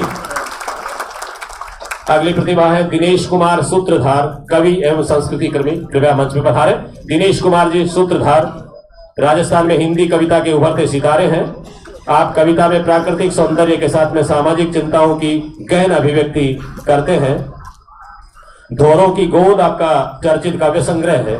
साहित्य परिक्रमा, हस्ताक्षर मासिक, उदिता मासिक, साहित्य ग्राम आदि पत्रिकाओं में कविताओं का प्रकाशन हुआ है। मधुबन रेडियो, माउंट आबू आखर संस्थान जयपुर से कविता वार्ता का प्रसारण हुआ है। शेषली वाली में जन्मे सूत्रधार ने अल्प समय में कविता में अपनी गहरी पैठ स्थापित की है। आपकी कविताएं समय समय प्रतिष्ठित पत्रिकाओं में छपती हैं। आप हिंदी साहित्य में नेट JRF हैं और वर्तमान में बाली स्थित आई माता विद्या ज्योति शिक्षण संस्थान में व्याख्याता पद पर कार्यरत हैं। आपको ढेर सारी बधाइयां दिनेश कुमार सूत्रधार। और अगली प्रतिभा नीलू शेखावत, समाज के साधारण जनजीवन, लोक परंपराएं, रीति रिवाज, आस्थाएं और सांस्कृतिक संघर्षों को साहित्य के माध्यम से अभिव्यक्त करती है नीलू शेखावत। लोक संस्कृति और स्थानीय परंपराओं को साहित्यिक विमर्श में प्रतिष्ठा दिलाने का अपने लेखन से लगातार प्रयास कर रही हैं। राजस्थान पत्रिका, दैनिक भास्कर, आहा जिंदगी, आउटलुक, पाथेयकरण में समसामयिक एवं लोक सांस्कृतिक विषयों पर नियमित आलेख लिखती हैं। अनेक प्रदेशों की अकादमियों में प्रकाशित पत्रिकाएं जागती ज्योत, मधुमती, अक्षरा, साहित्य परिक्रमा, साहित्य अमृता में आपकी रचनाएं छपती हैं। आकाशवाणी में विभिन्न विषयों पर संवाद स्थापित कर चुकी हैं। साहित्यिक गोष्ठी, सम्मेलन, संगोष्ठियों में सक्रिय सहभागिता करती हैं। ढेर सारी बधाइयां नीलू शेखावत। बिहारीलाल जी बिश्नोई, पूर्व विधायक नोखा, नीचे विराजमान है हॉल में। आपका स्वागत, अभिनंदन। आज के कार्यक्रम का सुंदर मंच संचालन कर रहे डॉक्टर गजादान चारण जी के सम्मान के लिए एक बार हमारे सम्मान्य अतिथियों को आमंत्रित करती हूँ। डॉक्टर गजादान चारण जी, आप वर्तमान में राजकीय कन्या महाविद्यालय लाडनू के प्राचार्य हैं। आप लुप्त हो रही डिंगल काव्य धारा में लिखकर इसे बचाने का प्रयास कर रहे हैं। आप राजस्थानी व हिंदी के प्रख्यात कवि हैं। आपने राजस्थानी काव्य में राष्ट्रीय विचारों का पोषण कर उसे बढ़ावा दिया है। आपने अनेकों राष्ट्रीय व अंतर्राष्ट्रीय मंचों पर कविता पाठ कर राजस्थान व राजस्थानी भाषा का गौरव बढ़ाया है। आपने विभिन्न पुस्तकों व शोध आलेखों के माध्यम से शोध के नवीन आयाम स्थापित किए हैं। आपका स्वागत और सत्कार है डॉक्टर गजादान चारण जी।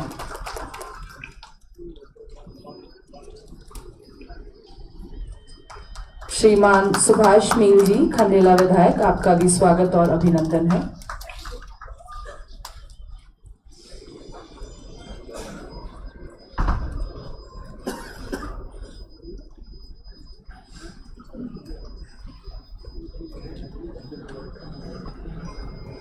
हृदय से आभार।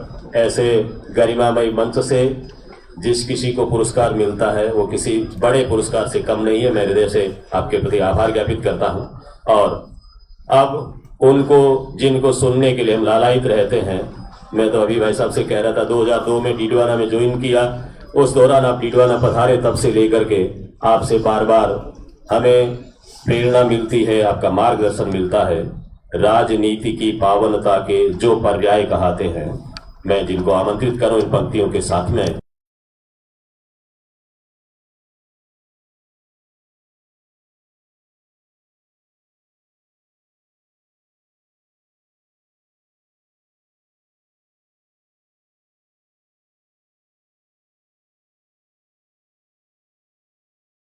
गुलाब चंद जी कटारिया साहब, राज्यपाल महोदय पंजाब प्रदेश एवं प्रशासक चंडीगढ़, आपकी तालियां कमजोर है, जोरदार तालियों के साथ आमंत्रित करें माननीय राज्यपाल महोदय श्रीमान गुलाब चंद जी कटारिया।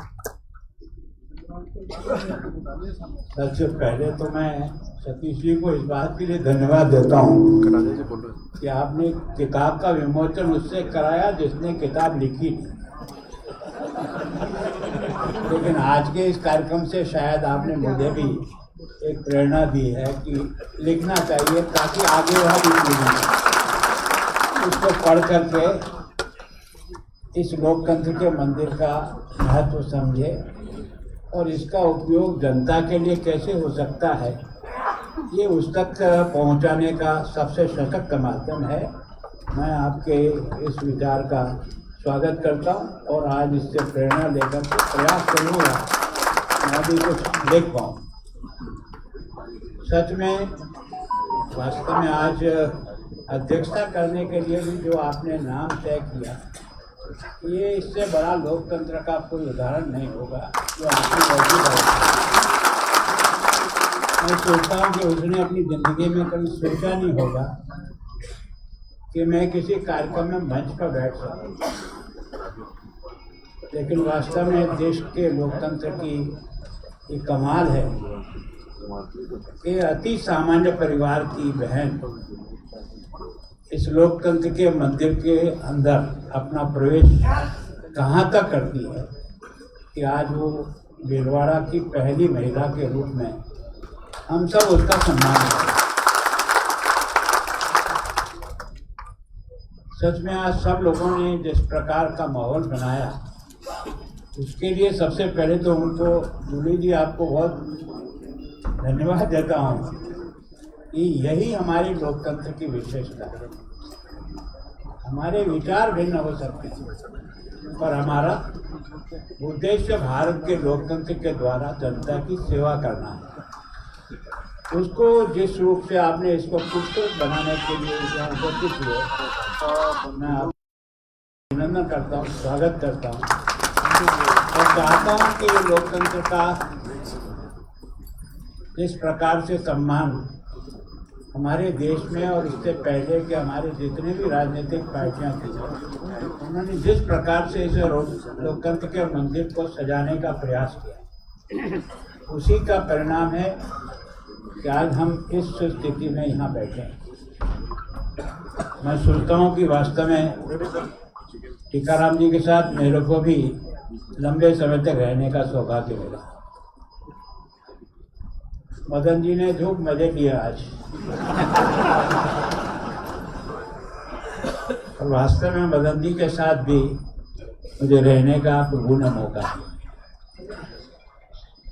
और सच में मैं कह सकता हूं कि राजस्थान की विधानसभा में अगर किसी व्यक्ति ने अपने अध्ययन के आधार पर बनने वाले बिलों को इतना गहनता से अध्ययन करके अपनी उस पर सटीक टिप्पणी करना, ये अगर किसी ने परफेक्ट निभाया जो मेरे इतने लंबे वर्षों के कार्यकाल में तो राजेंद्र जी ने निभाया। वास्तव में हमारे लोकतंत्र की सबसे बड़ी विशेषता, हम जिन बिलों को पास करते हैं उसको कितना अध्ययन करके उसके पक्ष और विपक्ष में अपने तर्कों के द्वारा देश हित में क्या रहेगा, जनता के हित में क्या रहेगा, इस कानून का प्रभाव क्या होने वाला है, इसका ठीक प्रकार से विश्लेषण करना पर दुर्भाग्य है। भैरव सिंह जी के तक हमने इसको बहुत गहराई से अच्छे ढंग से समझा। मैं सोचता हूँ कोई बिल ऐसे पास ही नहीं होता था जब तक उस पर पूरा चर्चा नहीं होती और कई बार चर्चा में विपक्ष के द्वारा इस प्रकार से विषय खड़े किए जाते थे कि सरकार स्वयं अपने आप ही उसको या तो सेलेक्ट कमेटी में सौंपती या वापस दूसरा ड्राफ्ट कर। ये जिद नहीं थी कि हमने जो लिख दिया वही लोहे की लकीर हो गई। बहुमत उसको लोहे की लकीर बना सकता है, लेकिन मैं सोचता हूँ कि इस पक्ष में सब लोग रहते थे कि देश हित के लिए कानून, राजस्थान के हित के लिए कानून कितना काम करेगा, इसको बहुत प्राथमिकता देती थे। लेकिन दुर्भाग्य है तो धीरे धीरे जो सबसे महत्वपूर्ण काम है वो हमारे कानून बनाने का काम, हम जो संस्था है वो कानून बनाते हैं और हमारी मशीनरी से उसको जनता तक पहुंचाने का काम करते हैं। एक लंबे समय से हाहू के कारण से कई बार बिलों का ठीक तरह से डिस्कशन। ऐसे में सो राजेंद्र जी ने कहा कि एक यूनिवर्सिटी का बिल पास हो रहा है और यूनिवर्सिटी के बिल पास होने के पहले थोड़ा सा कहीं से मुझे भी सूचना मिली कि भाई यह बिल तो पास कर रहे हो पर यूनिवर्सिटी है कहाँ। तो हमें भी एकदम बड़ा महसूस लगा यार ये क्या बात है। तो हमने अपने सोच से आपको भेजा कि यार एक बार जाकर के आप देख के आओ कि यूनिवर्सिटी कहाँ स्टैंड करी है, इतने स्क्वायर मीटर में बनी हुई है, इतनी बिल्डिंग है, ये है वो है। तो जाकर के इन्होंने जो रिपोर्ट दिया आकर के वो लगा कि वहां तो अभी तो लेवल हो रही है जमीन। तो हमें नहीं लगा कि इस प्रकार का बिल भी राजस्थान की विधानसभा तक आ जाता है। लेकिन इसके लिए सीपी जोशी जी को बहुत धन्यवाद देता हूँ, बहुत धन्यवाद। एक स्पीकर ने तुरंत इस बारे में कहा कि कलेक्टर को कि मुझे आप सारी सूचना दो, और सारी सूचना के बाद जब पता लगा कि नहीं तो उन्होंने सरकार से कहा कि ये बिल विड्रॉ करो। तो वास्तव में हमारी लोकतंत्र की जो खूबी है वो यही है। और मैं सोचता हूँ कि आज की जो उपस्थिति है, मेरे कई साथ रहे विधानसभा में साथी यहाँ सामने बैठे। अब मैं तो चूंकि महामहिम हूँ, मेरे लिए अलग सीट है। अब पता नहीं इस देश का क्या क्या सोच है और क्या काम है, इस समझ में नहीं आता। क्या मेरे को इसको छूत की बीमारी लग जाएगी और भिन्न, और उसके कारण से कई बार ऐसा लगता है कि हम पहले ही दिन से हम में कोई अंतर है इसको कायम करने का प्रयास करते हैं, जबकि लोकतंत्र ये नहीं सीखा। लोकतंत्र सिखाता है व्यक्ति छोटा हो सकता है, बड़ा हो सकता है, पर इस देश के निर्माण में हर मतदाता का वही अधिकार है जो गुलाब चंद कटारिया का भी है। और इसको बदलने के लिए हिम्मत कौन करे। और फिर हम लोग भी सोचे कि यार ये तो तमाक धमाक है कि इसको क्यों, मजा तो इसी में जिंदगी में। लेकिन जिंदगी में मजा नहीं है, आपने मुझे सोने के पिंजरे में बंद करेगी। मैं तो बहुत साधारण कार्यकर्ता आप सबके साथ हमेशा विधानसभा में बहुत प्रेम से मिलते रहे, आमना सामना भी करते रहे और वापस प्रेम से बातें भी करते रहे। लेकिन कोई योग होगा मेरा जिसके कारण से आपने मुझे उस सम्मानित पद पर भेज दिया। लेकिन मैं सोचता हूं कि विधानसभा की कार्रवाई को एक ही टर्म में रहने के बाद सतीश जी ने जिस प्रकार का ऐतिहासिक काम किया है, सतीश जी मैं आपको बहुत बहुत धन्यवाद देता हूं। मैं आपको वास्तव में इस लोकतंत्र की आपने जो सेवा की है, और हम सब लोगों को भी कहा कि नहीं, कई बार हम अपनी विधानसभा में कुछ भाषण दे देते हैं, वो रिकॉर्ड पर आ जाता है। दूसरे दिन वही भाषण जो हमारे पास आता है, हम अगर ईमानदारी से उसे पढ़े तो हमको स्वयं को झटका लग जाएगा कि मैंने ये शब्द का प्रयोग नहीं करना चाहिए था जो मैंने कर दिया। बात कही जा सकती है और उसको किस खूबसूरती से कही जाए कि किसी को भी चोट न लगे। लेकिन उस समय आवेश में और विचारों में कुछ ऐसी तारतम्य बन जाती है कि भाषा की कंजूसी हो जाती है।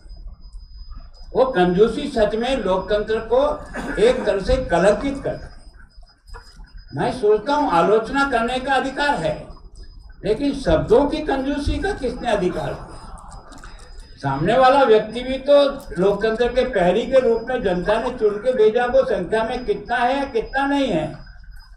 और वास्तव में ये अग्निपथ है ना, ये अग्निपथ को ठीक ढंग से जो पालेगा ना, वही जैसी जनपद को बना सकेगा। दुर्भाग्य से ये हवाई जहाज से जो आता है ना, वो लोकतंत्र को समझता नहीं है, लोकतंत्र के खासियत को नहीं समझता। ये ऐसा क्षेत्र है जिस क्षेत्र में प्रत्येक क्षण और प्रत्येक व्यक्ति हम सबका निर्माण करता है, हम सबको सिखाता है कि आपको कैसे रहना है, क्या करना है। जब हम इतने लोगों के प्रतिनिधित्व करके आते हैं और विधानसभा की कार्रवाई में जब बिल पास होता है तो जितनी संख्या चाहिए ना हाउस की वो भी नहीं होती। जनता हमारे बारे में क्या सोचती? इस बात का वास्तव में मुझे बहुत दुख होता था।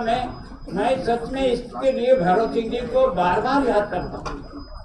उन्होंने कहा गुलाब जी अगर कुछ सीखना है ना तो पूरे समय बैठो। कारण क्या है कि तुम किताब कब पढ़ोगे, राजस्थान को कब जानोगे पता नहीं, कब घूम पाओगे। लेकिन राजस्थान में एक एक कोने का एमएलए जब कोई विषय रखता है ना, उस विषय की सुनने मात्र से तुम्हें राजस्थान का पिक्चर समझ में आ जाएगा कि राजस्थान से कौन से। तो वास्तव में ये सब चीजें सीखी जाती है। लेकिन पता नहीं हम लोग जो है ना उस विधानसभा के फ्लोर से भी ज्यादा महत्व ट्रांसफरों के कागज में पड़ गए।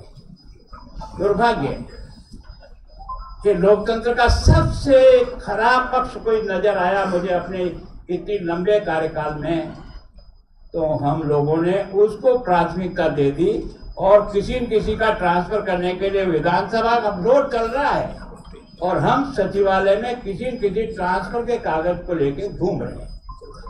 ये हम लोकतंत्र का सम्मान कर रहे हैं, उस जनता का प्रतिनिधित्व कर रहे हैं जिसने हमें जिस इच्छा से इस लोकतंत्र के मंदिर में भेजा है।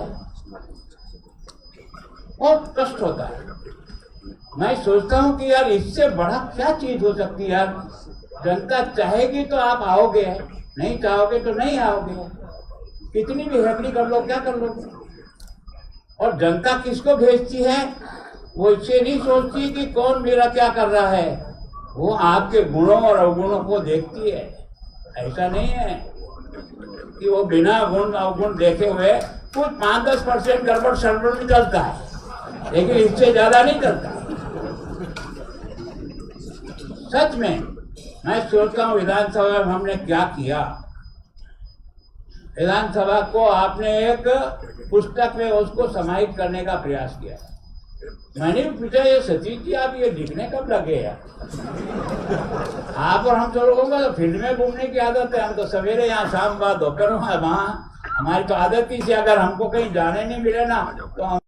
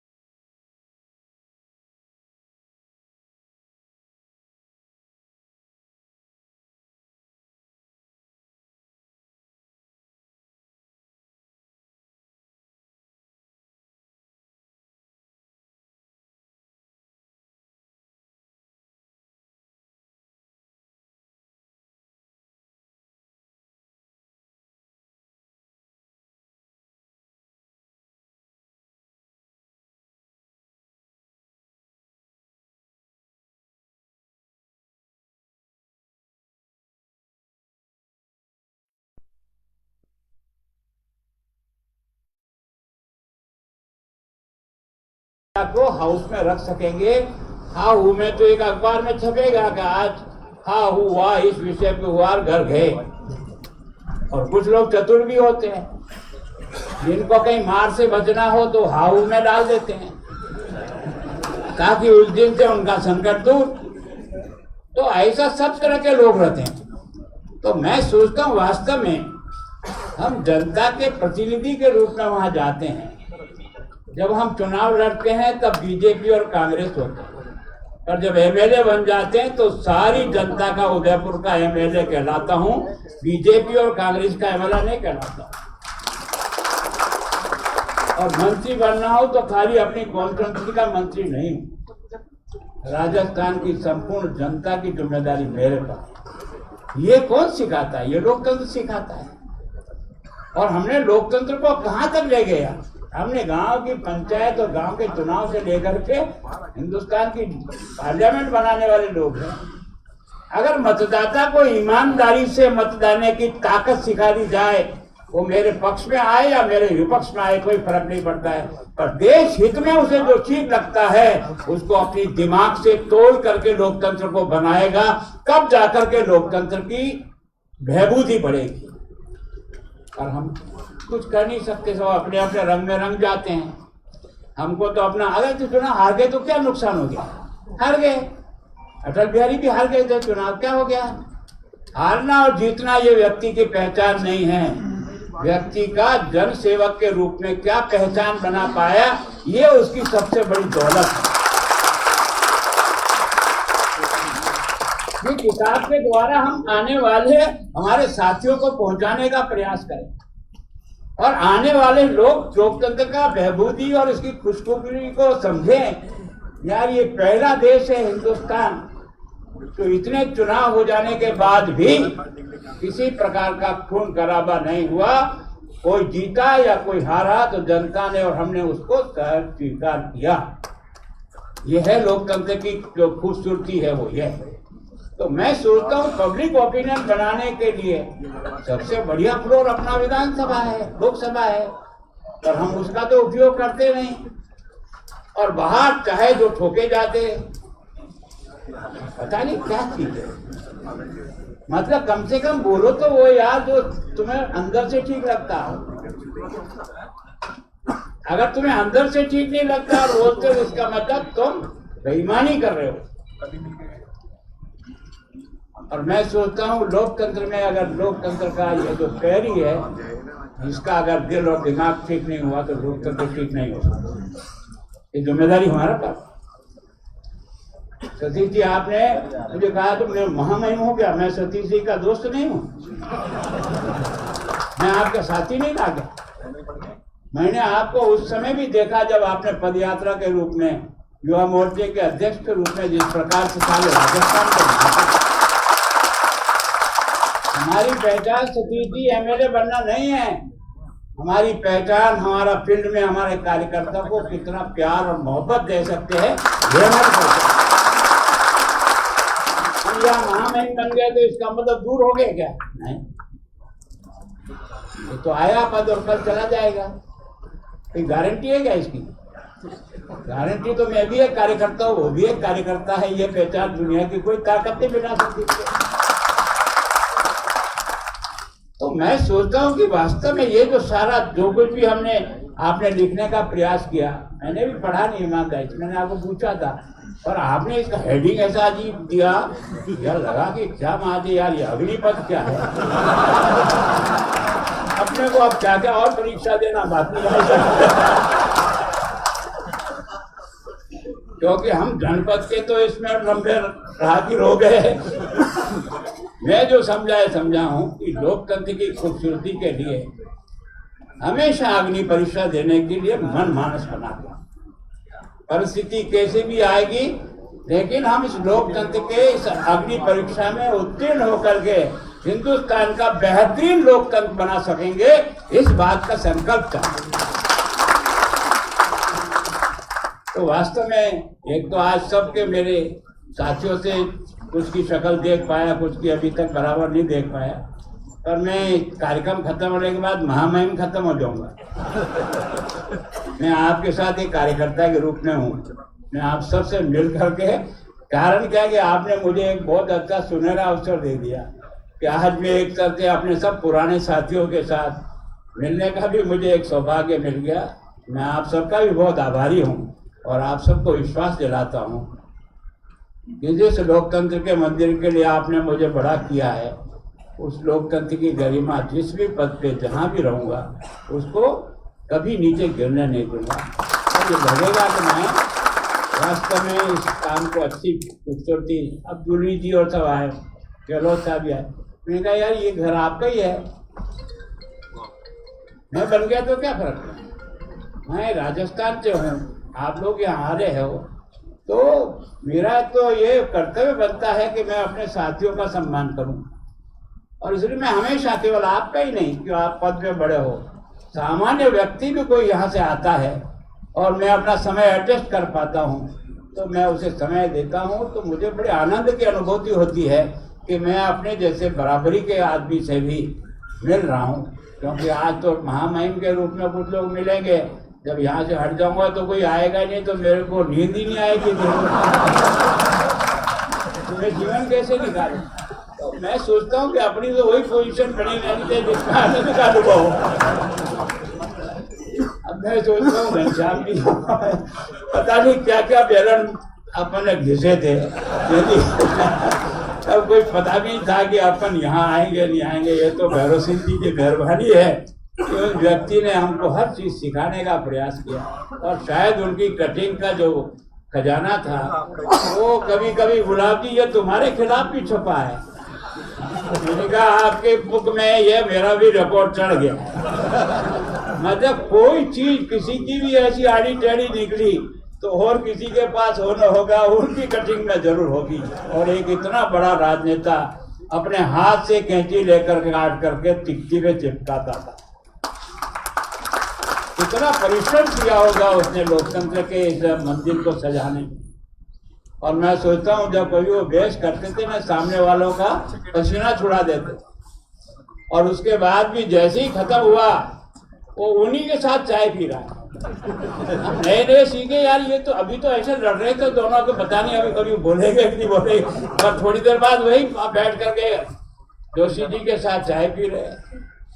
तो वास्तव में लोकतंत्र का विशेषता है, हमारे अपने अपने विचार अलग हो सकते हैं, पर राजस्थान और देश का हित ये हम सबको एक बिंदु में है उसके लिए। और इसीलिए मैं सोचता हूँ कि वास्तव में जूली जी आपने आकर के इसका जो मान बढ़ाया उसके लिए मैं आपका भी, आपकी पार्टी का भी बहुत बहुत स्वागत करता हूँ।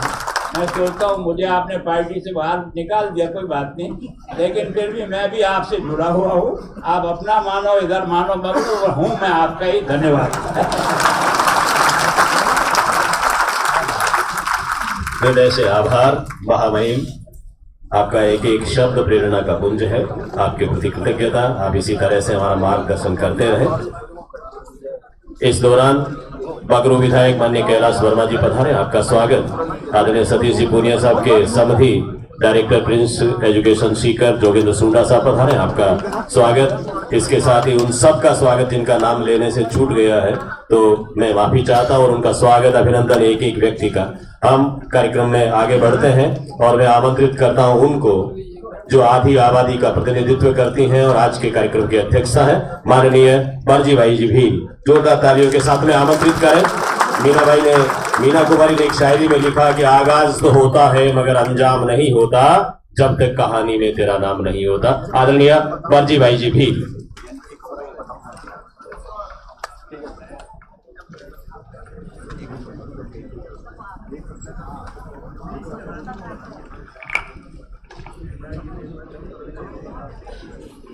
भारत माता की, भारत माता की, वंदे वंदे।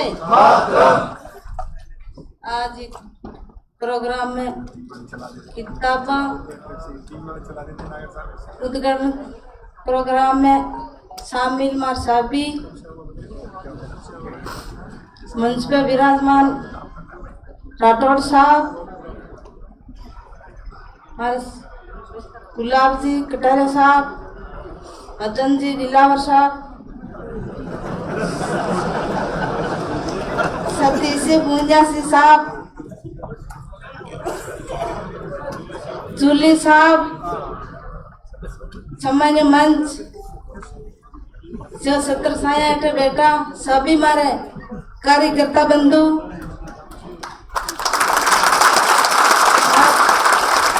माता बहनों, पत्रकार बंधु भाई,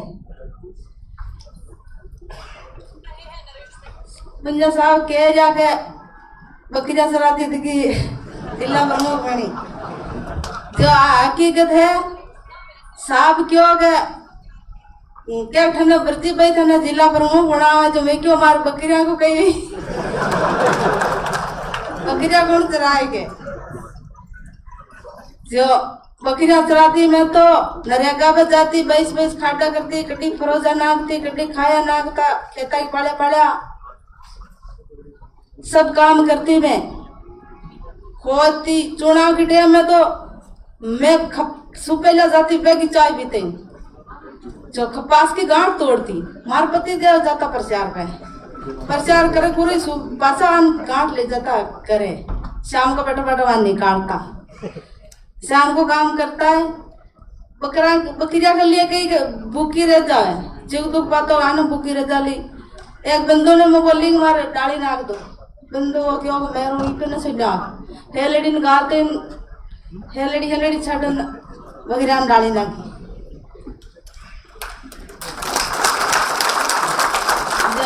शाम का काम करती। आज सती से पूंजन जी भाई साहब धन्यवाद देती हूँ। आज मैंने ई लेवल पे लाया है, पहली बार मैं विधानसभा में अटे आई हूँ। आज बहुत बहुत धन्यवाद देती हूँ। मैंने जिला प्रमुख बनाया, ई लेवल पे लाया क्या हूँ कौन है जिला प्रमुख बन जाए गवर्नमेंट कहीं कौन है। जसो वैसो बस रोटी खा ला, जसो वैसो कपड़ो पहन ला।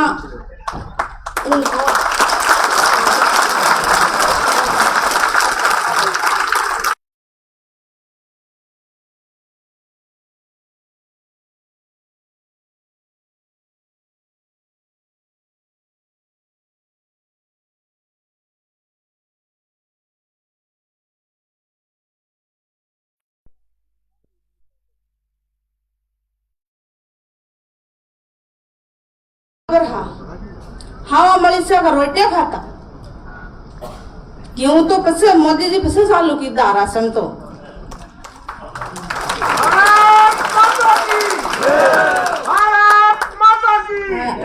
गाया गली पे तो वहां डरका खागलो आ जाओ।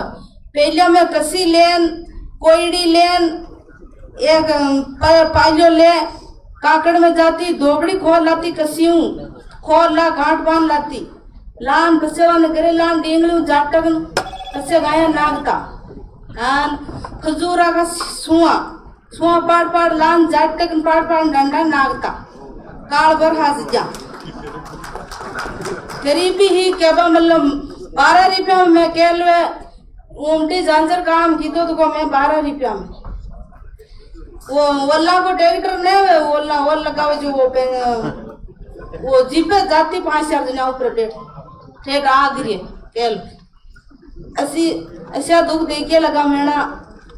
बहुत बहुत धन्यवाद दूं बीजेपी पार्टी ने मैंने इलेक्शन चलाया, सतीश मुंजे साहब ने बहुत बहुत धन्यवाद। किताब बढ़िया बनी है, इनमें कई रात छुपी हुई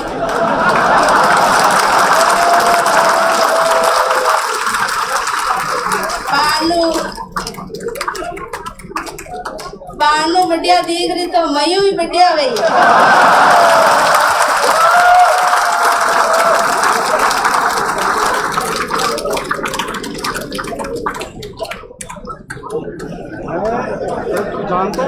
में कोई पढ़नो साहब ने पढ़न आगे बढ़नो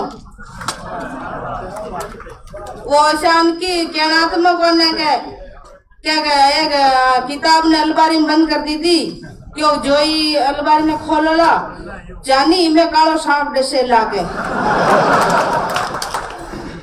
जो अलमारी ने खोल ली क्या कही है देखा खोला तो करी खोल ली जो वहां में कानून की डायरी ही जो हमें कानून लिख मिलो जान पहली मोटा मोटा लोग इस बनता जिला प्रमुख प्रधान सब अब वहाँ कानून की डायरी खोली सब सबा कोई नंबर आप लागो बेरू सिंह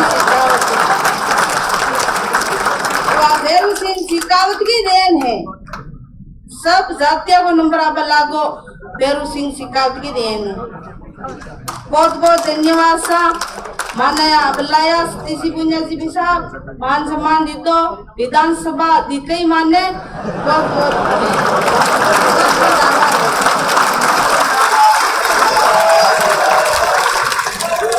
बहुत बहुत आभार। अभी कार्यक्रम मात्र 5-7 मिनट बाकी है, आप विराजमान रहेंगे।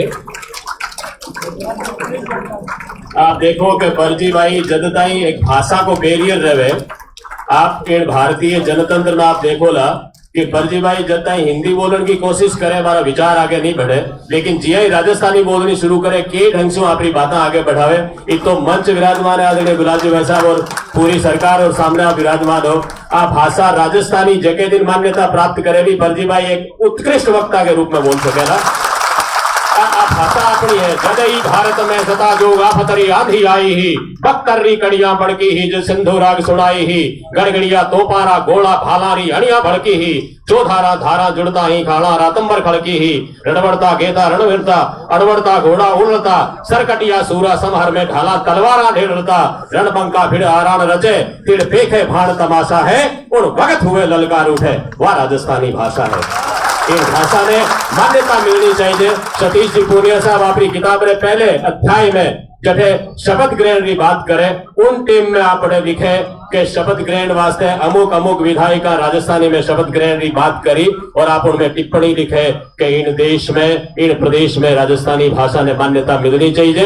8वीं अनुसूची में कद जुड़े ठानी लेकिन सरकार आपरी है इनमें द्वितीय राजभाषा तो घोषित कर दे वाला तो परंपरा 1000 वर्षा की जिंदा रहेला। मैं राजस्थानी रे पक्षधर रे नाते राजस्थानी भाषा भाषी रे नाते आपसे निवेदन करूं और अब आप कार्यक्रम में आगे बढ़ाना 2 सूचनावा है।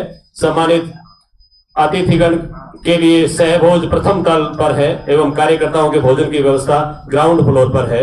हस्ताक्षर वाली पुस्तक लंच के बाद में ग्राउंड फ्लोर पर स्थित घूमर हॉल से प्राप्त की जा सकती है। आभार ज्ञापन से पूर्व एक छोटी सी अभिव्यक्ति आदरणीय सतीश पूनिया साहब की सुपुत्री अनुष्का पूनिया को मैं भावाभिव्यक्ति के लिए आमंत्रित करता हूं। बाबुल की बेशकीमती थाती है बेटियां और बेटे घर चराग है बाती है बेटियां। आदरणीय अनुष्का जी आए जो मास्टर कर चुके डीयू से और अपनी भावाभिव्यक्ति से आज आप सबका आभार ज्ञापित करना चाहती हैं। पिताजी की उस उपलब्धि को आप अपने शब्दों में बयां करना चाहती हैं। अनुष्का जी बता। पापा की पहली बुक थी तो बहुत एक्साइटेड थी और बहुत जोश जोश में मैनेजमेंट टीम को कह दिया कि प्लीज 2 मिनट दे दीजिएगा, मुझे भी बोलना है कुछ। तो सबसे पहले आप सभी को नमस्कार। आप सभी यहाँ आए मुझे बहुत अच्छा लगा। मुझे मेरे पापा के लिए आज ये बहुत एक स्पेशल दिन है और आप सभी को यहाँ देख के हमें बहुत खुशी हो रही है। आज हम एक बुक को सेलिब्रेट नहीं कर रहे हैं, आज हम एक जर्नी को सेलिब्रेट कर रहे हैं जो जर्नी एक डेडिकेशन की, एक रेजिलियंस की, एक सर्विस की और अब एक ऑथरशिप की भी है।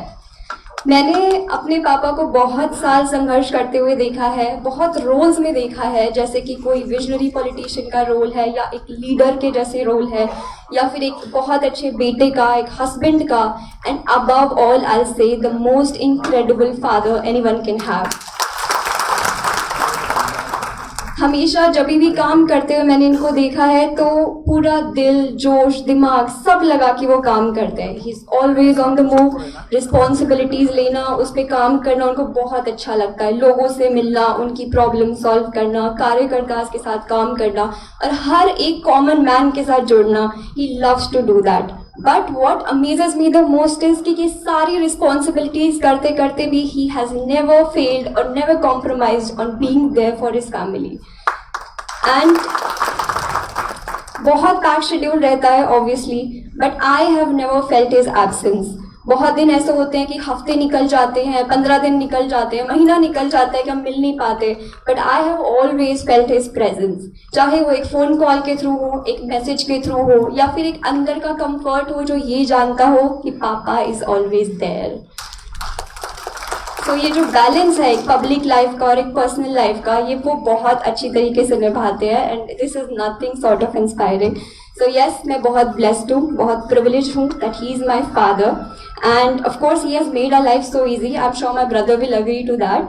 तो बहुत ही मतलब जो इजी बनाना है वो सिर्फ एक कंफर्ट जोन के हिसाब से नहीं, बट एक वैल्यू सिखाना, हमें जितना प्यार देना या फिर एक लिविंग एग्जाम्पल दिखाना कि कमिटमेंट किसे कहते हैं। So Papa, I'm sure you have inspired thousands of people and today with this book, I'm sure कि आप और दिलों तक पहुँचेंगे। I'm so excited to read your book and your journey in your own words. So yes, congratulations. I love you and I'm endlessly proud of you.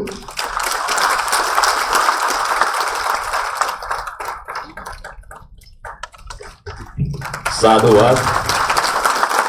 बेटियां जब जब शुभकामनाएं संप्रेषित करती है हम साफल्य मंडित होते हैं। पिता के रूप में आपने देखा आंखें नम हुई जब बेटियां हमारी ताकत होती हैं। पिता की सबसे बड़ी ताकत उसकी बेटी होती है और अनुष्का ने जिस तरह से अपने भाव व्यक्त किए हैं सतीश जी पूनिया साहब के व्यक्तित्व को इससे बढ़िया कौन व्याख्यायित कर सकता है। एक बार जोरदार तालियों से अनुष्का को बधाई दें, साधुवाद दें। आभार ज्ञापन के लिए आदरणीय बसंत सोलंकी जी सचिव राजस्थान साहित्य अकादमी उदयपुर को आमंत्रित करता हूं। उसके बाद में राष्ट्रगान होगा, फिर कार्यक्रम संपन्न होगा। आभार ज्ञापन के लिए आग्रह बसंत सोलंकी जी सचिव राजस्थान साहित्य अकादमी उदयपुर प्रदान।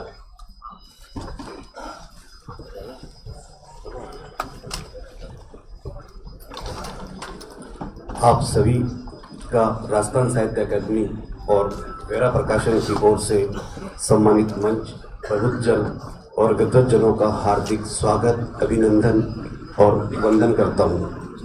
मैं माननीय सतीश पूनिया साहब का भी आज विशेष रूप से हार्दिक स्वागत और अभिनंदन करता हूं कि आपने जीवन के समस्त रंगों, विरोधाभासों और संवेदनाओं के साथ इस एक अनवरत यात्रा की है जिसमें सुख दुख, आशा निराशा, संवाद, संघर्ष आदि सब कुछ साथ साथ आपके साथ चलते रहे।